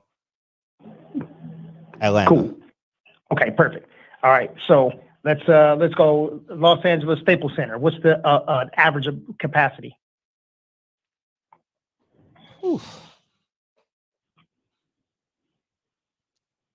18,000. Okay. What about Madison Square Garden? That's big. That's bigger. 20,000. 20,000. What about the United Center? 23,000. Okay. Where's the Little Caesar Arena? Is that Detroit? Little Caesar Arena? I believe that's Detroit. But theirs is smaller. Theirs is about 19,000. Detroit is the only city in America that every major sports team plays downtown. Just want y'all to know that. But let's just say there's an average of about 20,000 people per arena, right? That's packed. Would you say that the average decent fight? And when I say decent fight, I mean let's say let's say average decent to big fight. Say we get Jamal Charlo in the ring with David Benavidez. Okay, that's a pretty big fight, right? Does it sell out 20,000 seats at any of these arenas? In Texas, for sure. In Vegas, yeah. I would say Vegas and Texas. It has a chance. 20,000? It'll sell out. I don't know what the capacity is going to be. But okay, I'm saying that the capacity of the stadium is 20,000. I think in Texas for sure. Vegas maybe 16,000. Okay, so only in Texas. I'm not going to say only. It has a higher propensity because if they go on the city tour, if they travel that shit, it's going to do bigger. Okay. Either way, okay. I put a number in the chat. I don't even know how to say this freaking number. I put a number in the chat at 11:35. I know some people looked at the number like, what the hell is that? 0.6 something, whatever it was. Yeah. So if there's 330 people in America, and the average stadium holds a maximum capacity of 20,000, which we know that almost no fight will sell out capacity. This is the number of people. You see that number right there? That's 20,000 divided by the amount of people in the fucking country. That's less than 1%. Way less than 1%. Way less, right? Cool. So those are the potential people who are able to go and fill up that arena. That means that nobody needs the fucking schedule. You see that? that amount of people right there need the schedule. Those people who are and like the caller said a while ago, those are for the people who want to go to the fight. You got to realize too that everybody's not a multimillionaire and everybody's boxing is in competition with itself. It's not in competition with life, other sports, holidays. Come on, man. Y'all crazy. I think boxing should be 3 months ahead. You know why Conor McGregor announced his next fight? He said, signed, sealed, and delivered. Fight number 3 coming. So what? So that people can save up for the $100 pay-per-view. If you go into the fight, you can save your money, and you got to make a decision. Are you going to go to Canelo's fight in May, or are you going to go to Conor McGregor's fight in July? Nah, the people that go to Conor McGregor's fight are the same people that's going to go to Canelo's fight. Boxing has had a schedule. Floyd fought on May and September for 6 years. That is a schedule. Fred, calm down, sir. I'm calm. Excited. I'm very calm. I want to be excited now. I said when the person go ahead. Okay. Conor McGregor, Canelo Alvarez, Floyd Mayweather, not even John Jones, not even Francis Ngannou, not even these other people. There's very few people who are going to have everybody go to their fight. Floyd Mayweather is an anomaly. Will we agree? He's an outlier for sure. Okay, cool. Same as Conor McGregor. He's basically Conor McGregor would be. Well, they're the star. They're the stars of the sport. Right. And you know, Canelo, maybe Manny Pacquiao sometimes, but those are the very, very few people who are going to have a schedule because, or let me that's see, not a schedule. It'd be more advantageous for those people to have them. The people that are going to see Conor McGregor are those same people who are going to fly out to go see Canelo, who are going to be the same people who fly to see Floyd Mayweather. The majority of people, as I said, are not multimillionaires, not a one-time over millionaire, not even thousandaires. Some people are just able to pay their bills and occasionally do other things. So these people are not flying across the country and taking these exotic vacations. That's something that you are afforded the ability to do, but everybody's not that. So you are in that 0.0000606 number of people who actually need the schedule. The majority of us don't. If we have a schedule, then it's a benefit. It's like, all right, cool, I got a schedule. I can plan some things, but we don't, as Reggie said, in all these different eras, Sugar Ray Robinson, Sugar Ray Leonard, the Muhammad Ali. I mean, for all these eras, nobody ever said, God damn, where the schedule at? It ain't never been there. So the schedule is only a big thing because PBC doesn't have a schedule out. PBC doesn't have a schedule out. Al Haymon, affiliated or owner or whatever his position is at PBC, is there. So in an attempt to bash, as my good beloved brother Brandon Washington said, the great Al Haymon, because of an attempt to bash him, you focus on the schedule. So we never brought up schedule. You brought up schedule. We're just telling you, Fred, calm down with the schedule. It ain't that fucking important to us. We're going to be at home on Saturday night or wherever we are. If we at a bar or a restaurant, we're going to get to the closest TV and we're going to watch the fight. And if we don't watch it out, we're just going to get it at home. It's that simple. But the schedule, man, is just, it's way too much focus on the damn schedule. And the focus ain't the schedule. It's just to put a knife in Al Haymon's gut. That's the feeling.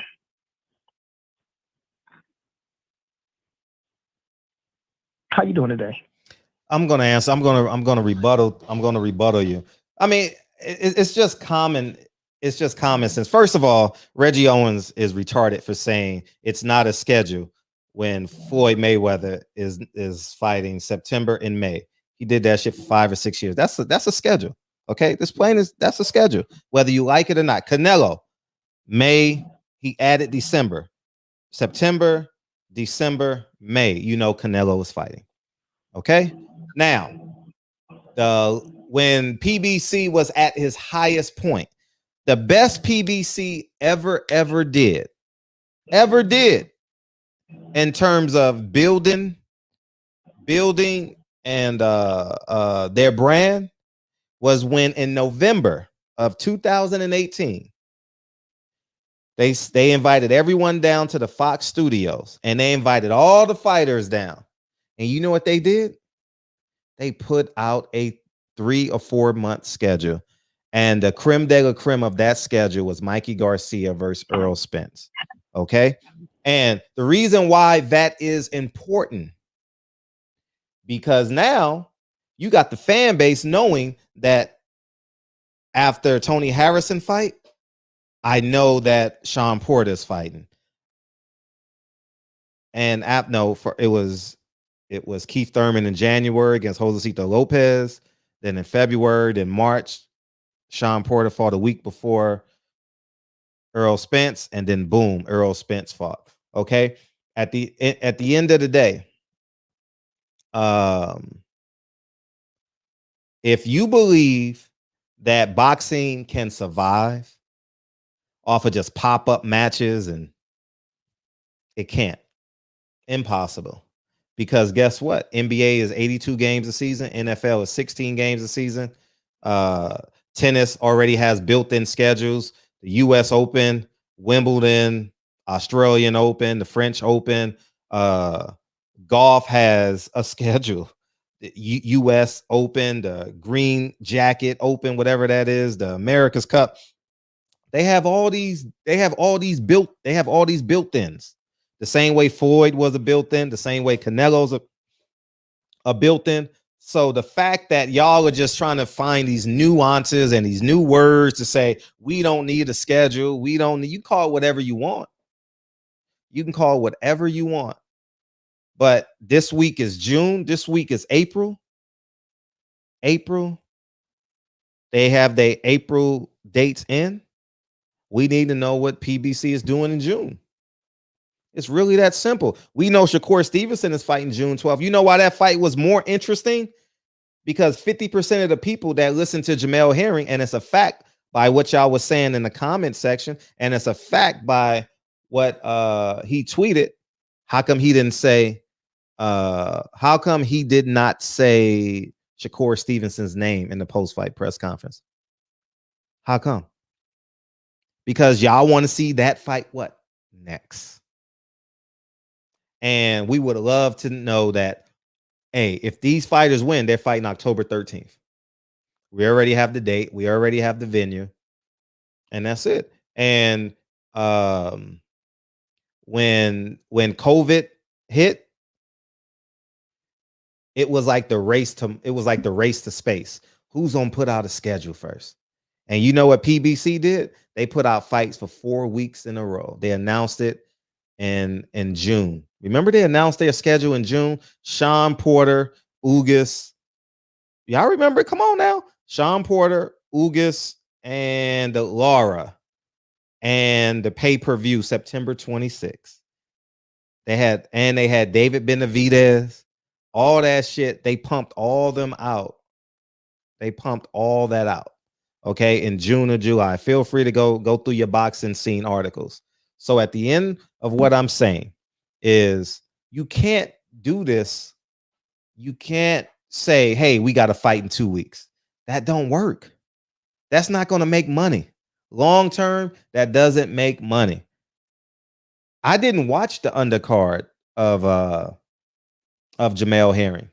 I didn't watch it. I didn't watch it at all. That hurts boxing if I don't watch the undercard. And I'm what you consider a diehard. Y'all can call it. See. So they should have hardcore. Say it again, please. I'm sorry. They call it hardcores and casuals. Okay, hardcore and casual. So right. So if y'all want to call it announcements, Dre's Finance said if y'all want to announce fights, that's fine. But I don't think you can consistently have a long-term schedule like 9 months in advance. But what you can do is what they already do. They already put down the deposit for the schedule. They already put down the deposit for the arena. You know why, Al? You know why all those that Oscar De La Hoya and all those other guys got to fight in Verona? You know why they got to fight in Verona? Because Al Haymon already put a deposit down on the Barclay. And the Barclay was the official arena of PBC. So Golden Boy had to go to Verona for the fight. And I forget who was fighting. It happened a couple of times. Or they had to go to Atlantic City and try and revitalize Atlantic City. That's happened a couple of times. So y'all can call it announcements. You can call it scheduling. But I think 2 to 3 months is very important for boxing fans, for humans, for the human experience. For the human experience. Y'all can call it hating, whatever you want. But I tell you one thing. I know Shakur Stevenson is fighting June 12th. And I have the option of if I'm going to be home and watch it. I don't know when the stars of PBC are fighting. Have no clue. So, and you guys are always talking about the other promotional companies. I don't give a. That's a secondary option for me. You know, Eddie Hearn is coming though. Eddie Hearn is coming, and guess what? You're going to see a percentage of PBC fighters start fighting on Eddie Hearn. You're going to start seeing them going to the UK to go fight these UK guys. You know why? Because he has dates. And y'all can call it an announcement. You can call it a schedule. You can call it whatever you want. But more fighters. And matter of fact, why don't we just ask the fighters when they come on? Do you would you like to know when you're fighting? Or would you just like a month in advance? That's a job versus a viewership, Fred. That's completely different. This guy. No, I mean, shit. Get their perspective. Get their perspective.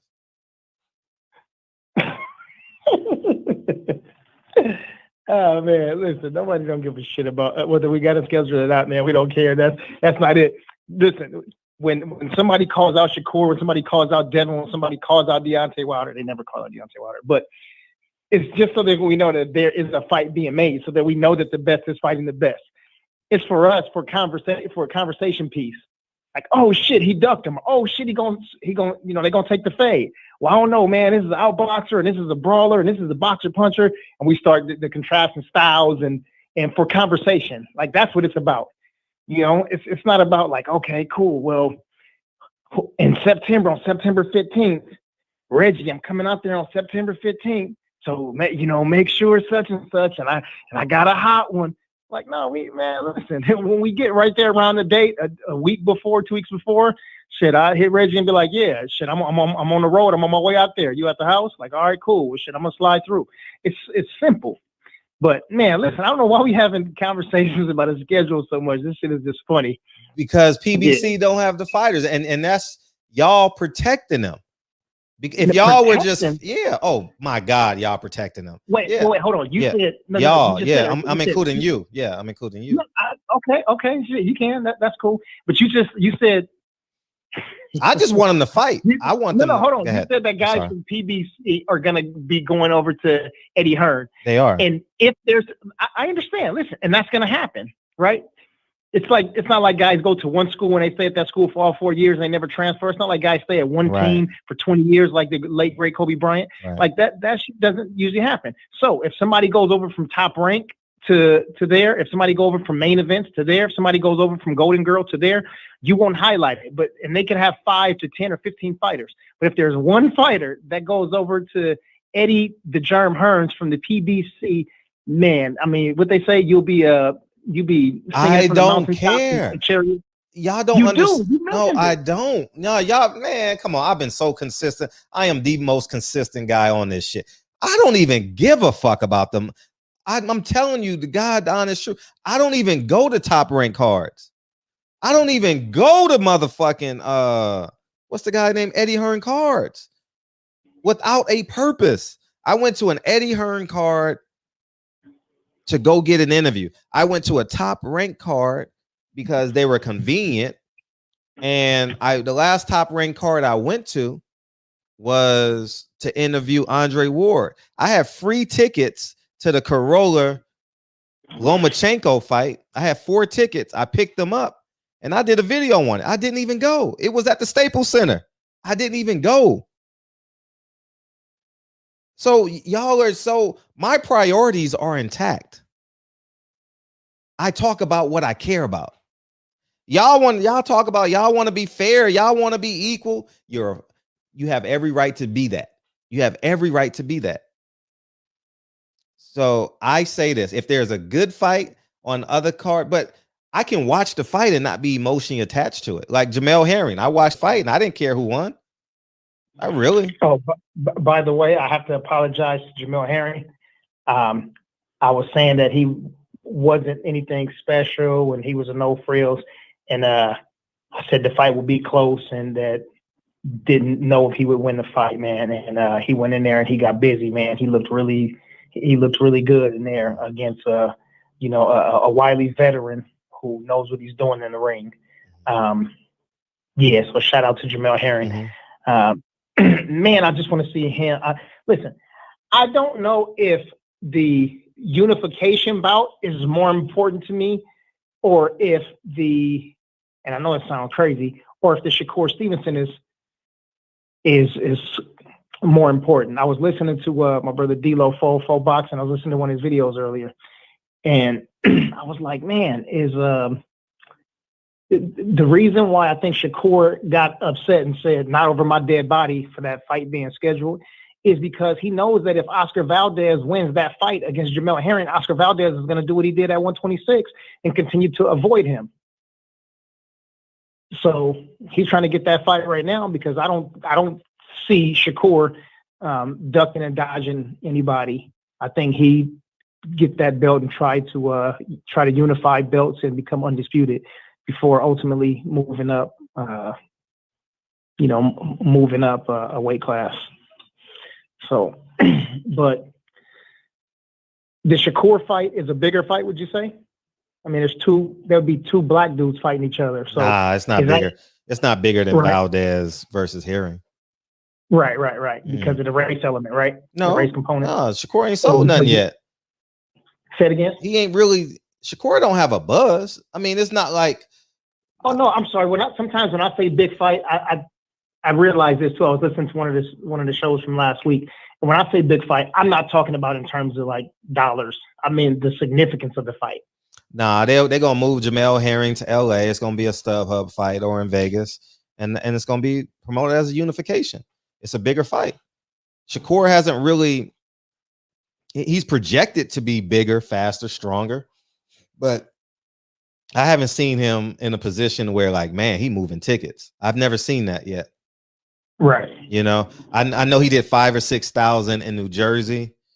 You know, his first hometown fight. I don't know if those are giveaways or they sold. I don't know nothing about it. But it was a New Jersey card, and it sounded like it did well. But I don't think I've never heard someone say they fly into a Shakur Stevenson fight. I've never heard them say they fly into a Jamel Herring fight. But I think Oscar Valdez is a bigger star than both of them right now. Yeah. The Valiant Prize Fight says, who's better, Dana White or Bob Arum? Shit, Dana. Why so? And that's just based off of the last 2 weeks. I'm not basing it off of the career. I've only paid attention to Dana for one interview, and I can say that I'm interested in what he has to say. Very interested in what he has to say. I don't know whether to agree with him or disagree with him at this point because I have nothing to compare it to. But and Bob Arum is having a good time right now, in my humble opinion. I think Bob Arum is out here living his best life, you know. And but Dana, I don't know, because if Dana White makes this John Jones Nagano fight, oh shit, he's the GOAT. He's the GOAT in all combat sports. Karate, taekwondo, wrestling. Oh my God, he's the GOAT. Yeah, I think it's in MMA in particular, we're talking about the UFC, it's a lot easier for the fights to be set up because if you are the number one contender, it's 9 chances out of 10 like you're gonna have the next fight. You're gonna have the title shot. And there's no, you don't have to do purse bids and seeing who's going to pay who and who's the A side. Like the champion is always the A side. Like it's real simple, right? And if you're the number one contender, you're going to take that fight. In MMA, if you're the number one contender, you're not passing up that shot to go for the belt. You know what I mean? And well, it happened one time. I think just happened recently. Israel Adesanya. Robert Whittaker didn't want to fight Israel Adesanya, but other than that, I think every other time, number one contender is like lobbying and vying for that position. So I mean, Dana doesn't have to really do anything special. He set the precedence for how it's going to be, right? But other than that, it's just the fighters. Like, listen, I work my way up. I'm the number 10. I'm the number 8. I'm the number 6. I'm the number 2. Up. I'm number 1. I'm next up for a title shot. So yeah, Dana doesn't have to do much now. It's all. This is all the effect of what he's done 15 or 20 years ago. But damn, I just wish in boxing, man, we could consolidate. Really, even if there was 2 belts, 4 belts is just way too many, and there's just too much happening. I was trying to explain boxing to baby girl a couple of days ago. So she's sitting on the sofa and she listening to the show. Show's over, and she like, wait, well, how come these? She knew H Money. She just heard H Money like a couple of months ago. She was like, oh, where's Haney at? And I'm like, oh shit, he probably listened. He was probably there. He don't beam in as much. But anyway, she was like, who is Haney fighting? And so I started explaining the whole process, and she was. You know that emoji with your brain exploding? Like when you... Oh, yeah, yeah. I'm shaking my head, yeah. Uh-huh. Yeah, she had that look on her face like, what the fuck? I'm like, there's fighters, and then the fighters, they have their management, and they have their promoters, and sometimes the promoters are their management, and then they have these sanctioning bodies, and they have these belts, and there's 4 belts, 4 major belts, and there's other belts. She was like, what in the fuck is going on? She was like, never mind. Listen to this. Don't tell me any more about boxing. I'll just wait for Deontay Wilder to fight, and I'll stick to the UFC. Boxing needs some help, man. God damn. Yeah. But what they talking about? Let's see. Not that one, S-Dot. It's the other one. It's like the... Oh, no, that's it. You're right. It should look small on my phone. Yeah, that's right. But, let's see. The sweet signs of... What up, Tank? Tank done slid in the building. What's up, Tank? Arum is the CEO. Bob Arum is the CEO and owner of Top Rank, whereas Dana White is an employee of the UFC. Dana's role doesn't require... Dana White don't own the UFC? No, hell no. He's the president. So, Dana White... So when the company... All right, so this is how it originally started, and I'll tell you this and give you the 1-minute version. The Gracie family owned the UFC, brought it, started it here, and then the UFC was going out of business or whatever, and there's 2 brothers, 2 mafiosos, Frank and Lorenzo Fertitta, and they knew Dana White from back in the day, high school or college or something, and they knew that he was, affiliated with Floyd Mayweather and Al Haymon, who taught him how to run business in combat sports. So they said, well, you've been around the boxing stuff, so why don't you come over and run the company? So he was the president of the UFC, or CEO, for a while, and the president, I'm sorry. And so the UFC sold, I don't know, maybe this is about 5 or 6 years ago, but the UFC sold. I saw that in the news. Yeah, that big news, yeah. Big China. I think it's a Chinese company, WEIMG or whatever. And they basically fired a lot of the staff, and they kept like 3 people: Dana White, Forrest Griffin, and one other person. And yeah, he still maintains that position of president of the company. But yeah, he's not the owner. Yeah, Mickey Mouse is his boss. Yeah. Oh, Disney owns? Well, no, they fight on ESPN. So. Oh, okay. ESPN. Okay, so it's a little bit different. So I would give more credit to Bob Arum there. I mean, because Bob Arum is scheduling the fights, doing the TV scheduling. I mean, Bob Arum is a better promoter then. No, not a better promoter. Nobody promotes better than Dana White. Dana White spends marketing dollars to make sure that you know who his guys are. If you was about to say when they fighting, see, you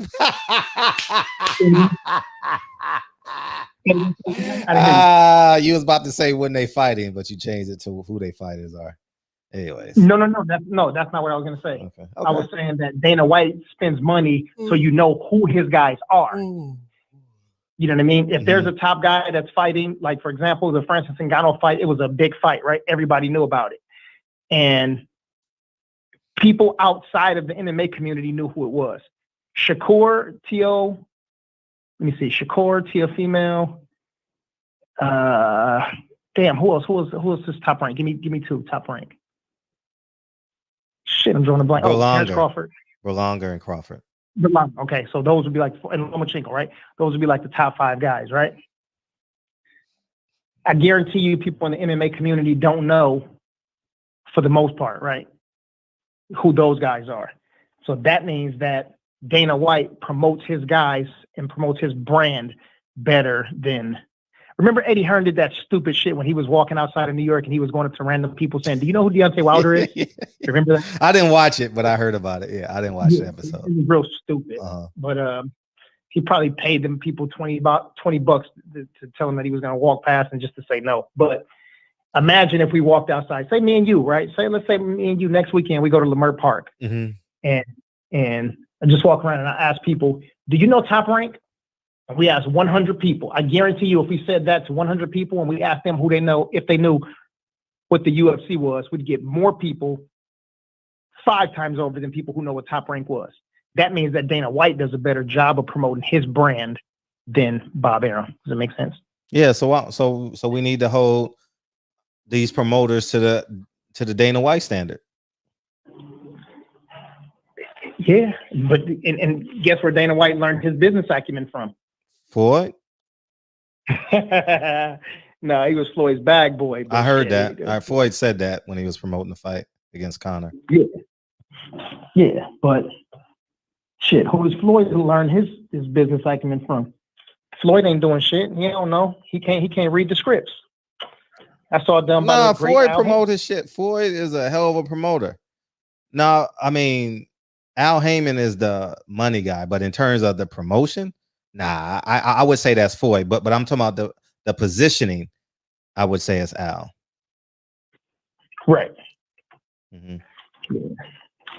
So, shout out to Mark Nash. Mark Nash slid into the building. Hey, what's up? I'm just waiting on this. I just want more fights. That's all. Want more fights. And truth be told, y'all not gonna like this, but Eddie Hearn is moving. The Olympics is coming. I'm willing to bet you Eddie Hearn gonna be at them fucking Olympics. Trust me. Where's the Olympics at? Is it still in Japan? Yeah, it's still in Japan. Watch. He gonna make his way there. You know what I'm saying? Like, we gonna be having Eddie Hearn in the shop once a month. Yeah, man. But I gotta get his. I don't have his number, so I gotta get his number from somebody. Yeah, Eddie Hearn needs a whooping boy. I got his assistant, but I mean, he's popping because he's standing alongside Canelo. He popping now, you know. So yeah. So he out here trying to win a little bit. Shout out to Lil Fred and Baby Fred, man. I'm in the building. Shout out to Lil Fred, Phantom Brawler. Shout out to Baby Fred, R.L. Williams. Oh, shout out to man. in the chat. So shit, man, you got shout out to shout out to the nation. Shout out to the gods and the earth. Why not? Shout out to the kings and the queens. Yeah, absolutely. Shout out to those people. Did you see the text I sent you? Yeah, you want to read it? Oh, let me go back. Hold on.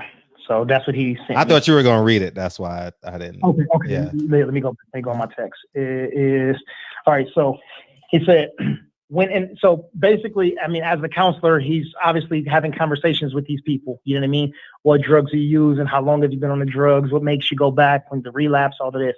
So he said, when in addiction, they never said that they thought about not wanting to live. Yes, they thought about getting high, being high, and how they were going to get high, but never did they say that they did not want to live. In the course of addiction, it's not a competition between the will to live and one's addiction. They coexist.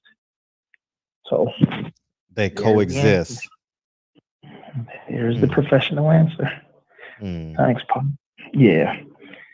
So, I don't know what that means. They coexist. Like one does not. Oh, okay. Yeah. Okay. I got you. Okay. Yeah. Yeah. They say he's in a vegetable state, man. God damn. Crazy, man. Crazy. Yeah. And you think about the last real image that we saw of him was him, doing the versus battle with Snoop, man, having a good old time. You know, and that he did the verses with Snoop. Yep. You know where I was when I caught the beginning of that? I went and picked up a true story. I went and picked up a fucking, what do you call that shit? Oh my God, a coffee cake from the hot dog spot on Crenshaw. Earl's, yeah. I went and picked up a I was watching it outside of Earl's. No lie. Mm-hmm. How was the food there? I've eaten there before, but I don't remember what it was like. I don't eat there. I only get coffee cakes. Oh, okay. Yeah. So I've got a hot dog there, man. It had to be over a year ago, 2 years ago, maybe. So yeah. So shout out to DMX, man. You know what I mean? Yeah. DMX. All right, man. Yeah, we ready to get out of here. Oh, I'm sorry. Real quick. Hold on, man. Where's the you saw Bellator the other day? Oh man, let me see. I can't. I don't know their names, man. No, I don't know their names yet. I ain't ready. Yeah. Yeah, I got you. And also that is more for hardcores. Other than the main event was obviously, bigger names. But damn, where the hell is it at?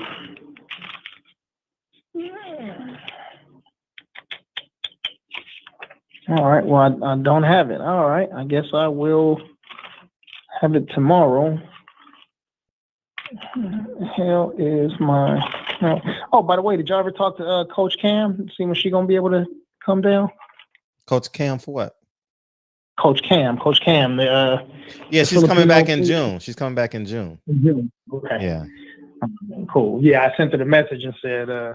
Yeah. See, we have a schedule of guests on the show.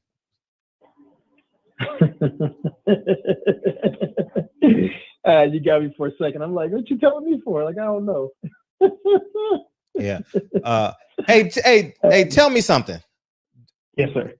Do the Nation of Islam do they celebrate Ramadan, or how does that work?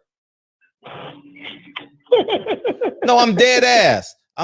Because you. No, you're not dead ass. No, you know damn well what the answer is, and and I know damn well what you're getting at. No, I swear to God, I'm not getting at nothing. I'm not lying, DB. I'm not lying. But because I spoke to like 5 people and half of them celebrate it and half of them don't. So that's why I'm like, so I didn't know like what was the law on it. I'm serious. I'm not lying. Okay.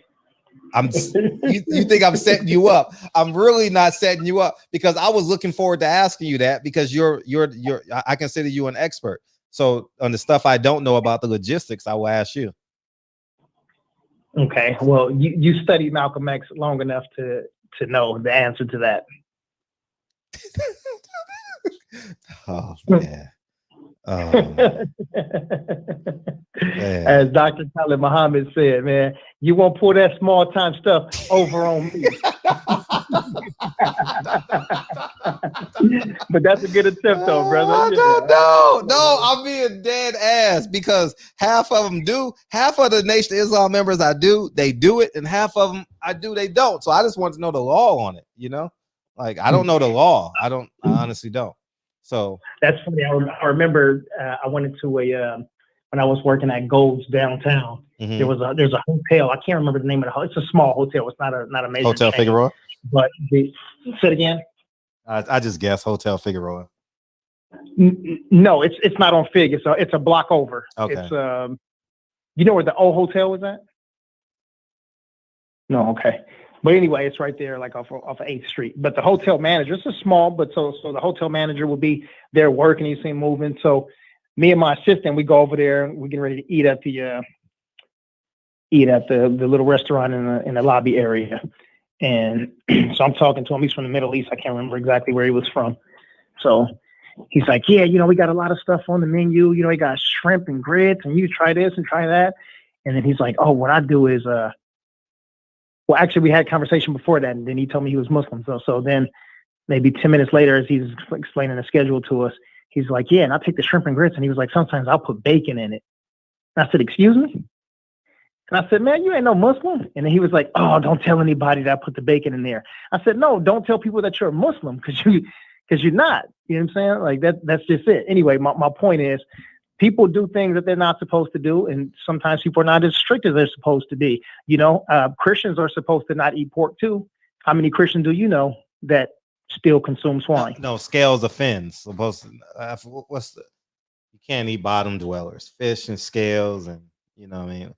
And okay, how many Christians you know that don't eat shrimp and lobster? Yeah, I mean, and crit meat, right? Like people do things they're not supposed to do. So everybody doesn't do all of the same things. Anyway, but man, shout out to the family. Shout out to the third and to the fourth shift. Thank you guys for coming in here. Thank you. We're gonna build this. We're gonna build this channel up.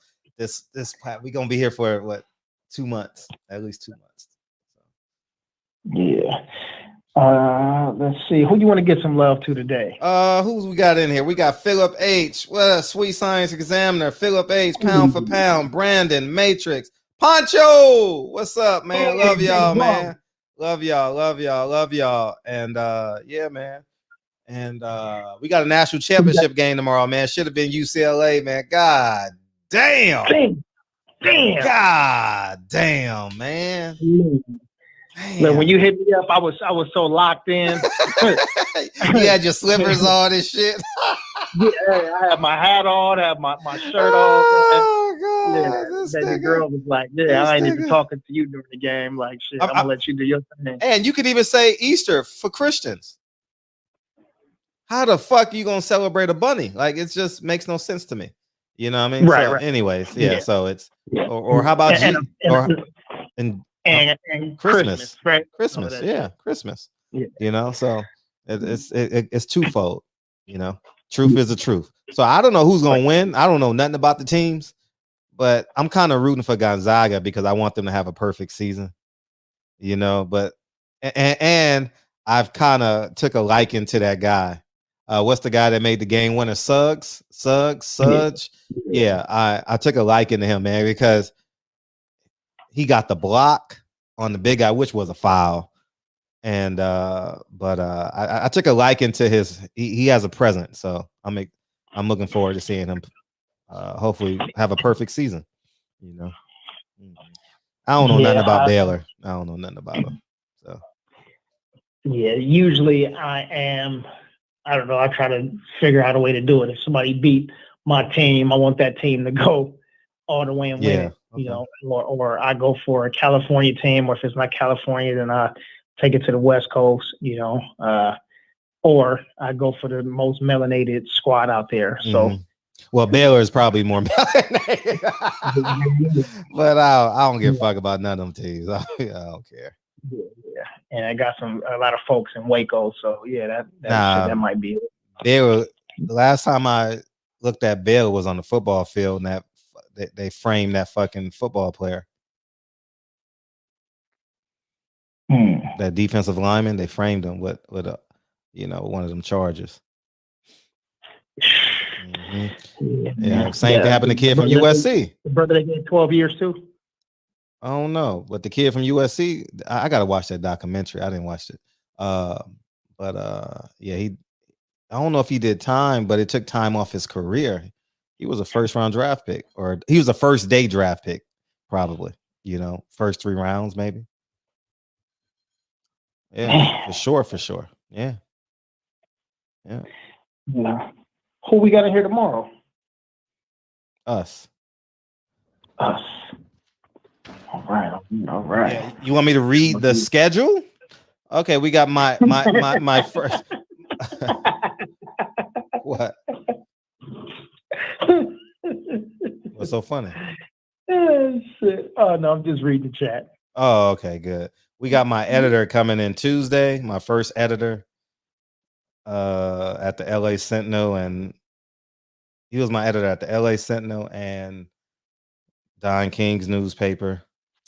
And Suge Knight's photographer is coming in Wednesday. I gotta call her this week because I don't think she know. And Thursday is PPD's birthday. Party time. Yeah, and then B Dot, we got him on the 12th. We got my business partner coming on that Tuesday, and so yeah. And then we got Mauricio Suleiman, Andre Berto, and we got the guy who wrote the biography of Nipsey Hussle coming in on the 22nd. Then we got DeMar Johnson, the 6th pick in NBA draft a few years back. And then we got Lita. She's a boxer. She's beautiful. And I forget her last name. So that's our schedule for April. And but I'll be sure to start filling in the schedule for May real soon.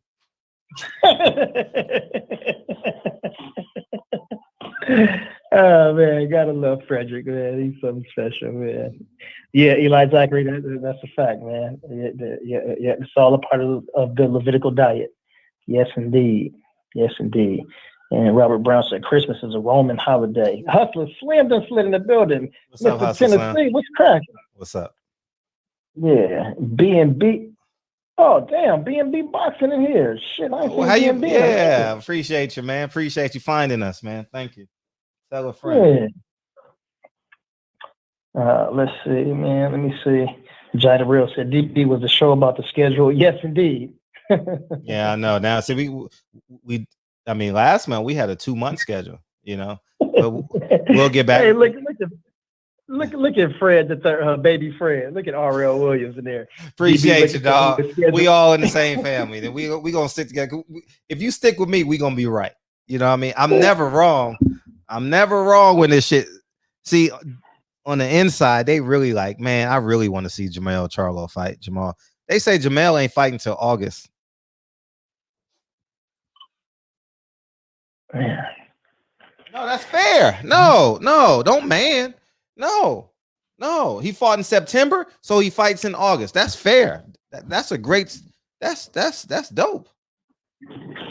That's dope. Jamal. Jamal's supposed to be fighting June 12th. Wait, did you say Jamel though, right? I said Jamel is fighting in August, I heard. Well, you know why Jamel is fighting in August. He had to wait for Castano and Teixeira to fight so that he could. I mean, he could have had a tune-up. He could have fought somebody. Well, I mean, you know, they could all fight somebody in between.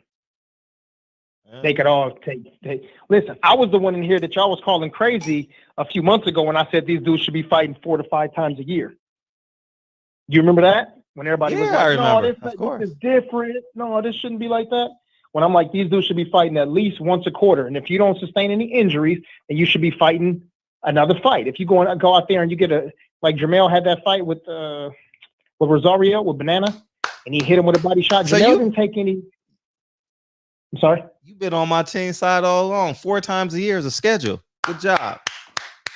All this time. No. It's a routine. So it's a routine? Yeah, it's a routine. Oh man. Come on, we ain't about to get the last time. Nah, man.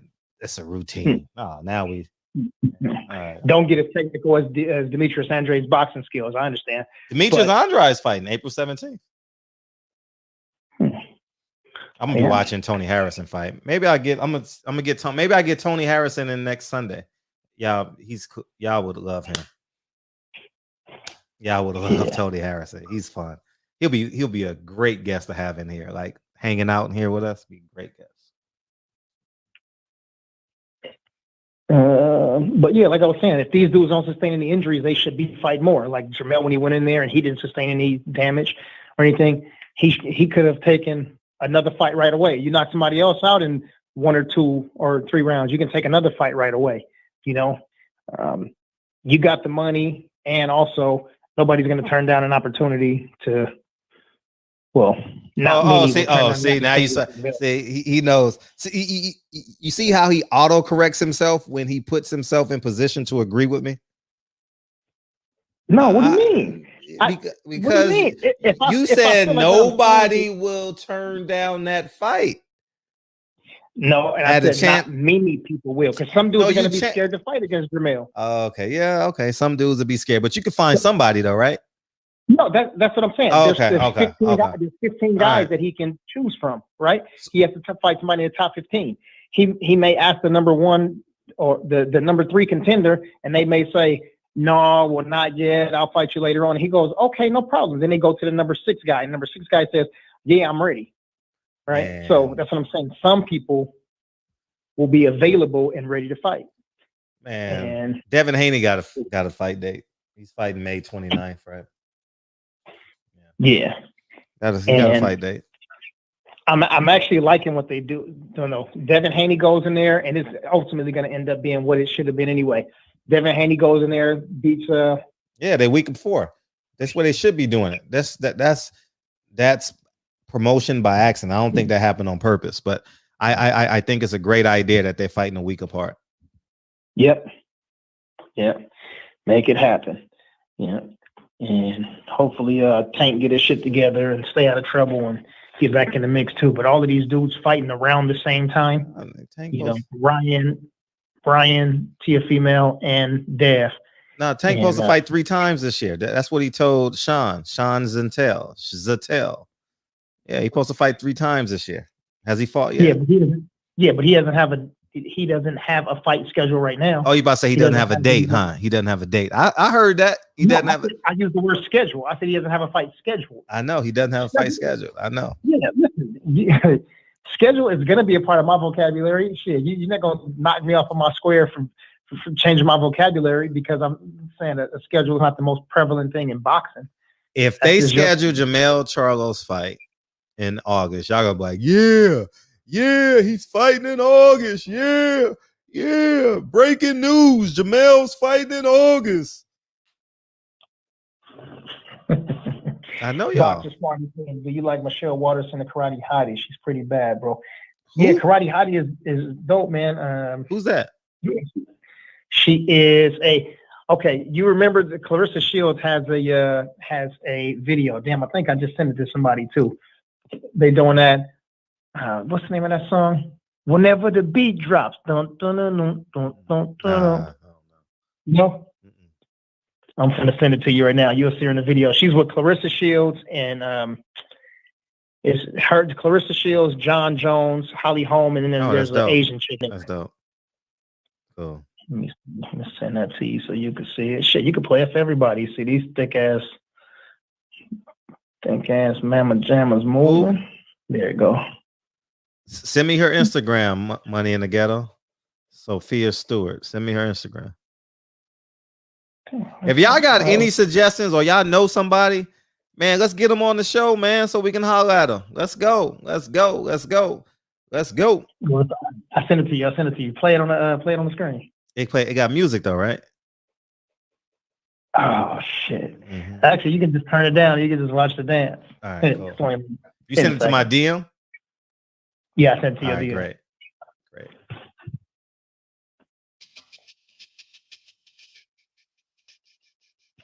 So you can play like the first. Actually, you can play like the first 3 or 4 seconds because it's not. I never seen this.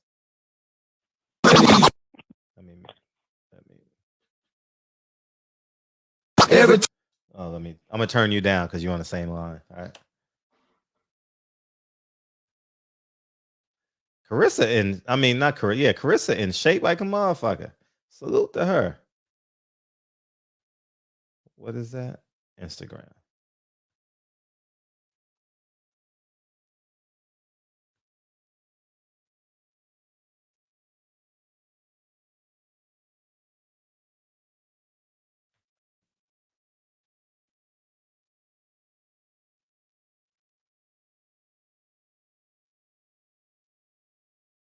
Carissa in shape though.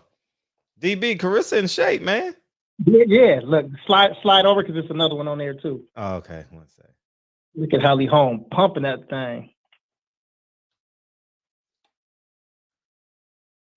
Carissa, look at them abs. Look at them abs coming through. Yeah.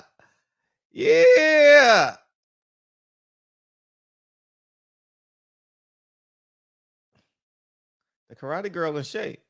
Holly Holm, that's Holly Holm. That's what she looks like. Oh, you can't. I'm talking to myself.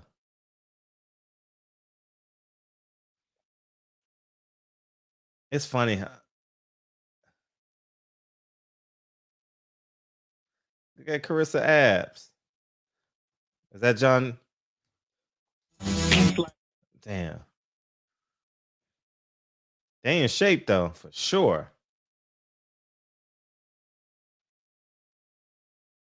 They all train at the same gym. Imagine that. Imagine that. They all training at the same gym. Damn. Carissa got abs, man. Salute to Carissa Shield on changing her body, man. I respect that. I respect Carissa Shield's work ethic, man. Keep grinding. Keep grinding. I never knew what Holly Holm looked like. Pumping that motherfucker. I never knew. I never knew. Yeah, I heard her name a lot, but I would have never, if she would have walked by me, she walks by me in Trader Joe's. Yeah. Clarissa picking a motherfucker up. Yeah. See Clarissa's legs compared to them? Yeah, you see the frame. Way bigger frame. But Carissa got abs, man. Like, she's really disciplined herself. It's showing. It's really showing. Oh, you're right, Tank. Oh, my bad, bro. Tank said DB and Fred, fuck all that other shit, man. Our brother Tay Jones fights Saturday, April 10th. Yeah. Tay Jones this Saturday. Yeah. Tell him Tank. Yeah. I told him we're gonna talk about it all week for sure. And when we get the link, Yeah, add it to the stories and all of that. Yeah, keep pumping it up, man. Yeah, for sure. Let these people know, like, hey, this dude got support. So when he called for something, the call to action is real. Yeah. She in mad shape. Carissa in dumb shape, dog. Damn. Yeah, part 4 says Shields got crazy frame. Yeah, she in shape. I respect that, man, because she wasn't like that. She was real soft. She's what? Like Reggie. Reggie said, "Oh, you saw what's abs in the video, Fred? You didn't see them thighs and cheeks, homie? Shit. Yeah. I mean, people are. I mean, I like the fact that I've seen her frame change. Like, she was pudgy. She was real pudgy. Now she looks like a real athlete, and I'm very impressed with her discipline because it's showing in her abs and her midsection. So, yeah. Ladies and gentlemen, man, thank y'all for coming to the barbershop again, man. Shares was full today, man. We gave some fades, braids, bald heads, and all of that, man. Appreciate everybody came in, man. Before we do anything else, take a pause, quick second, and hit the thumbs up on the video, or you can hit the thumbs down, man. Let's tweak them algorithms. Get some viewership real quick. And let me drop this link too. Bam, bam, bam. So y'all can hit the like on this video. Oh shit, what happened? Come on, brother DB. There you go. So hold on. Didn't mean to have that dry spell. Derrick. Yes, boom. Who's Anthony Browder? Right there. Who's Anthony Browder? Is that a UFC guy? Anthony Browder? I don't know who that is. Anthony Browder. Who is that? Anthony Browder. Who said Anthony Browder? KJ said. Thanks for hanging in there tonight, KJ. I don't know. I don't know who he is. I never heard of him, but I can Google him real quick. Yeah, where was the message at? The chat? Mm-hmm. Damn, I don't see it. I see Ken Lom right there.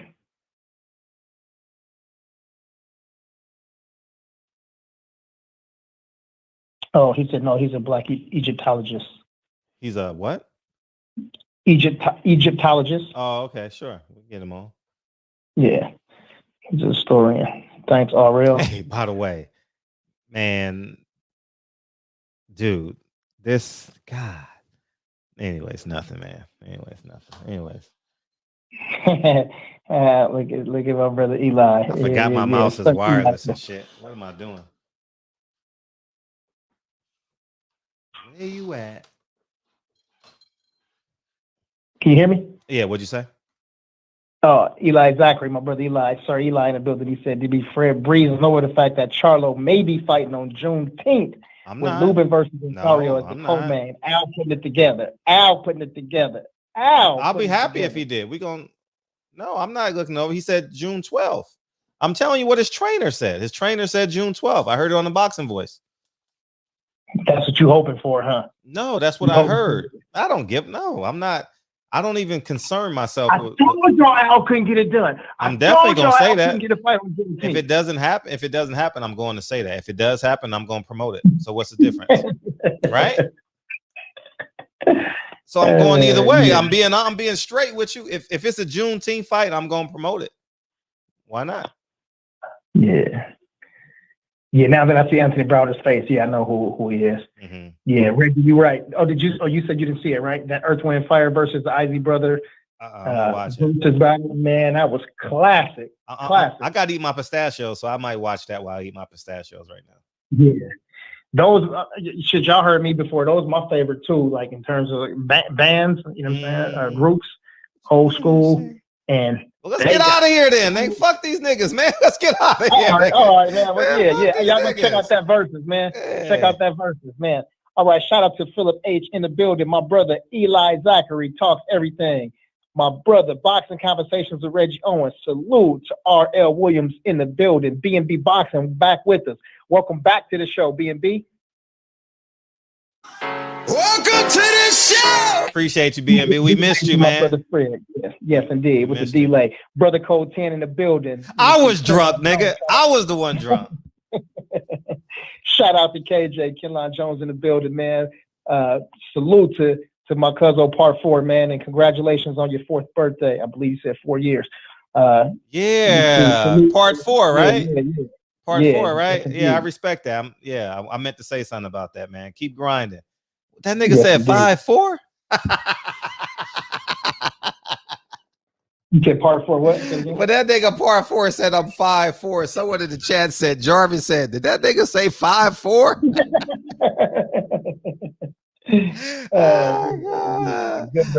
Real good. Man. Yeah. Hotep Shalom in the building. Salute to you. S. Riddle 45. Mr. Tennessee himself, Hustler Slim in the building. Mark Freyland and join the party. My brother DJ, he said, yeah, Holly Holm is a stallion for sure. Yeah, and she 38. Yeah. She 38? Yeah, Holly Holm finna be 39. Yeah, man. She look good.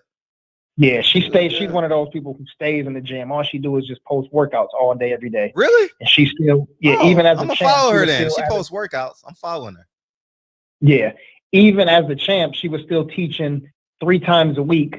I'm sorry, 3 classes a day at the gym. No way. Yeah, even when she was a champ, she was still never stopped teaching classes. Yeah, that's dope.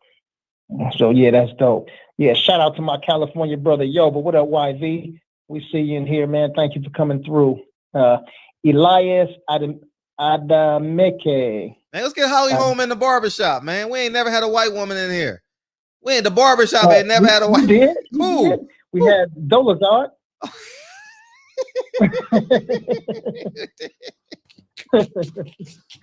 We did. I forgot about her, but outside of that, we ain't had no white. I'll be serious. Shit. Damn, that's crazy. That sister, huh? That sister. Shout out to Elias, man, and welcome to the show. Welcome to the show. Nigga, if I like abs, Reggie, I can like abs, nigga. Shit. You like V-necks, I like hoodies. What's the damn nigga? Shit. Shout out to my big bro, Pancho. Oh, what's up, Pancho? What's up? Yeah. Mark Nash, salute to Mark Nash. Matrix R in the building. Boxer sparring, salute to you. Big Tank, the Sweet Science Examiner. Go and sub. Tank, drop the link in there, man, so we can get some subs on the other channel too. Frank. Tank has another channel also too. The Martial Arts Scholar. I didn't even know. I didn't even know that. Yeah. So when it's boxing, when it's boxing, he's the Sweet Science Examiner. When it's martial arts and MMA, it's the Martial Arts Scholar. So I can find out. Somebody in boxing knows Holly Holm. We're gonna work on that shit. I thought of that too, but I wasn't gonna say the shit. But yeah, man. Somebody in boxing knows Holly Holm. And we're gonna figure that shit out. Yeah, I'm gonna send her a DM and see what she yeah, let's see. That'd be cool. I don't know nothing about her. I just know she beat Ronda Rousey, right? Yeah. She beat her in Australia? In Australia, yeah. Biggest crowd up until that time. That was the biggest crowd. The only reason why I know because of the money they got in the pay-per-views. I did that video one day. But yeah. Yeah, you just DM'd her. Thank you, dog. DM her, man. DM her. I'm excited to interview her, man. She's a bad woman, so I hear. I've never seen one of her fights. Never. Don't mention boxing because she's gonna ask Clarissa about it, and she's gonna be like, "Hell no, don't go over there." And I know she used to be a boxer, though, right? Yeah, she was a boxer first, champion. Mm-hmm. Yeah, Trick Nolte can do. Yeah, Trick Nolte could do that for sure. Yeah, let's get Holly Holm on, man. That'll be fun. Shit, why not? I don't. You know who might know her? Austin Trout. Austin Trout from New Mexico? Yeah. Oh, there it is. Damn, I don't know. I thought he's from Texas. Me and Austin Trout, cool. Yeah. Okay. See? Yeah. See? Shit. Damn, didn't we get Austin Trout in here last year? Yeah, we get him on again. Last May we had him on. Yeah, buddy. Yeah. Okay. Shout out to 502 King. That nigga Wi-Fi was fucked up. Yeah. That's right. I think he's in his new house. I believe. Yeah, he's built a new house and shit. Yeah, man. You know, he cool, man. Shout out to the King, man. Money in the Ghetto in the building. Salute to you, man. Philip H. I see you, man. Jay Schmoove. Yeah, let's get Austin Trout back on here in May. Why not? Yeah. I want to hang out. Shout out to John the Real. Let me see. I think we done got a Phantom Brawler. Salute to you. Of course, you in here. Make sure I got the last couple. Yeah. Okay, there it is right there. Boom, the martial arts scholar. Yeah. Cool. Brother Code 10. Yeah, we got you too. Cosmico 2000. Oh. Yeah, he said, I know her. She my future wife. That's so crazy. Is she pretty? Is Holly Holm pretty? Yeah, shout out to Hustler Slam. Shout out to S. I don't know what her face look like. Nah, she looked like a regular Caucasian woman at 40 years old. Oh, okay. Yeah, but she in great shape. Yes, I can tell she in great shape. Man, I don't know what she look. Even though I watched the video, I still don't know what she looked like. I didn't really look at her face. Yeah. But shared that's John Jones' piece. Oh, really? So, I mean, it's unofficial, but I mean, I didn't know. At home. I don't know nothing. That's the rumor. John Jones smashing everything. And listen, you 6'4", black in New Mexico, champion of the world, pound for pound. You tell me John Jones ain't smashing half of New Mexico. Oh, excuse the face. Yeah. Yeah. But anyway, man, we're going to shoot over to the brother Cows. I think we're going to Cows for sure. And make sure y'all. Oh, damn. We didn't even drop the GoFundMe real quick. We'll do it tomorrow. Fuck it. Man. Well, it's going to be summertime. We still going to be trying to collect pennies. We close, though. All right, we're going to promote that shit tomorrow at least 3 times, man. Yeah, we got to do it every day. I know. It's on the schedule. Yeah, we got to put on the schedule. You're right. We got to put on the schedule. See, exactly. When we on schedule, we don't get when we don't have a schedule, we don't get the results we should have. Because if I posted that shit 3 or 4 times, we'll probably get $20 a show, $30 a show. And look, damn. See? Yeah, John Jones is engaged. Look at you. Look at you player hating over there. DB over there player hating.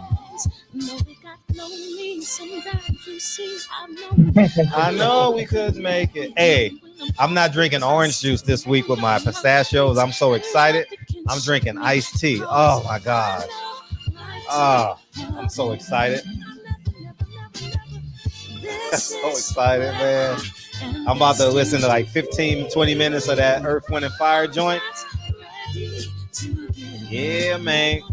There's no way you can listen to 15 minutes. You're going to be an hour and 15 in. I'm in. I'm cool. I ain't got to be nowhere until 9 o'clock tomorrow. By the way, I passed my Section 8 inspection Friday. Hey! I'm telling you the truth. Hey! It's always what you do. Hey, I passed my Hey, them Section 8 inspections be scary as hell, man. God. Woo. People hurt.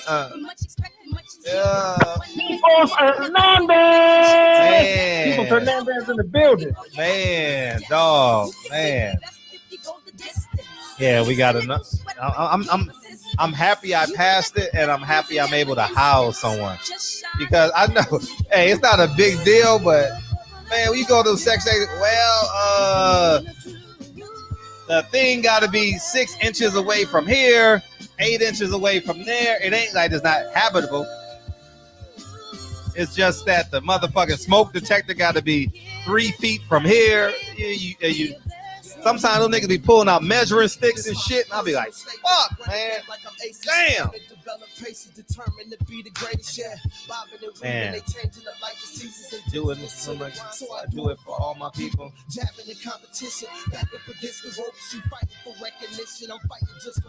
Oh, we good now, baby. We good now, baby. And that apartment's been vacant since Champion Heart came to town. Man. I know, because I've been vetting so many people, man. Like, no, man, I haven't put no one in there. So I finally put someone in that one. You know what I mean? So all the other ones kept going, but you know, so yeah. Man, the devil is a lie. Hey. I'm telling you the truth. Hey. So what you do? Man. Hey. Man, that nigga said, I got 30 inspections, man. My job is to pass you. I said, yes, yes, yes. Hallelujah. Thank you, Jesus. Everything he said, I said, yes, you're right. Yes, you're right. Oh, man, I love y'all, man. I love you, DB, man. See y'all tomorrow, man. Woo, man. All right, appreciate you, big homie. Yes, sir. All right.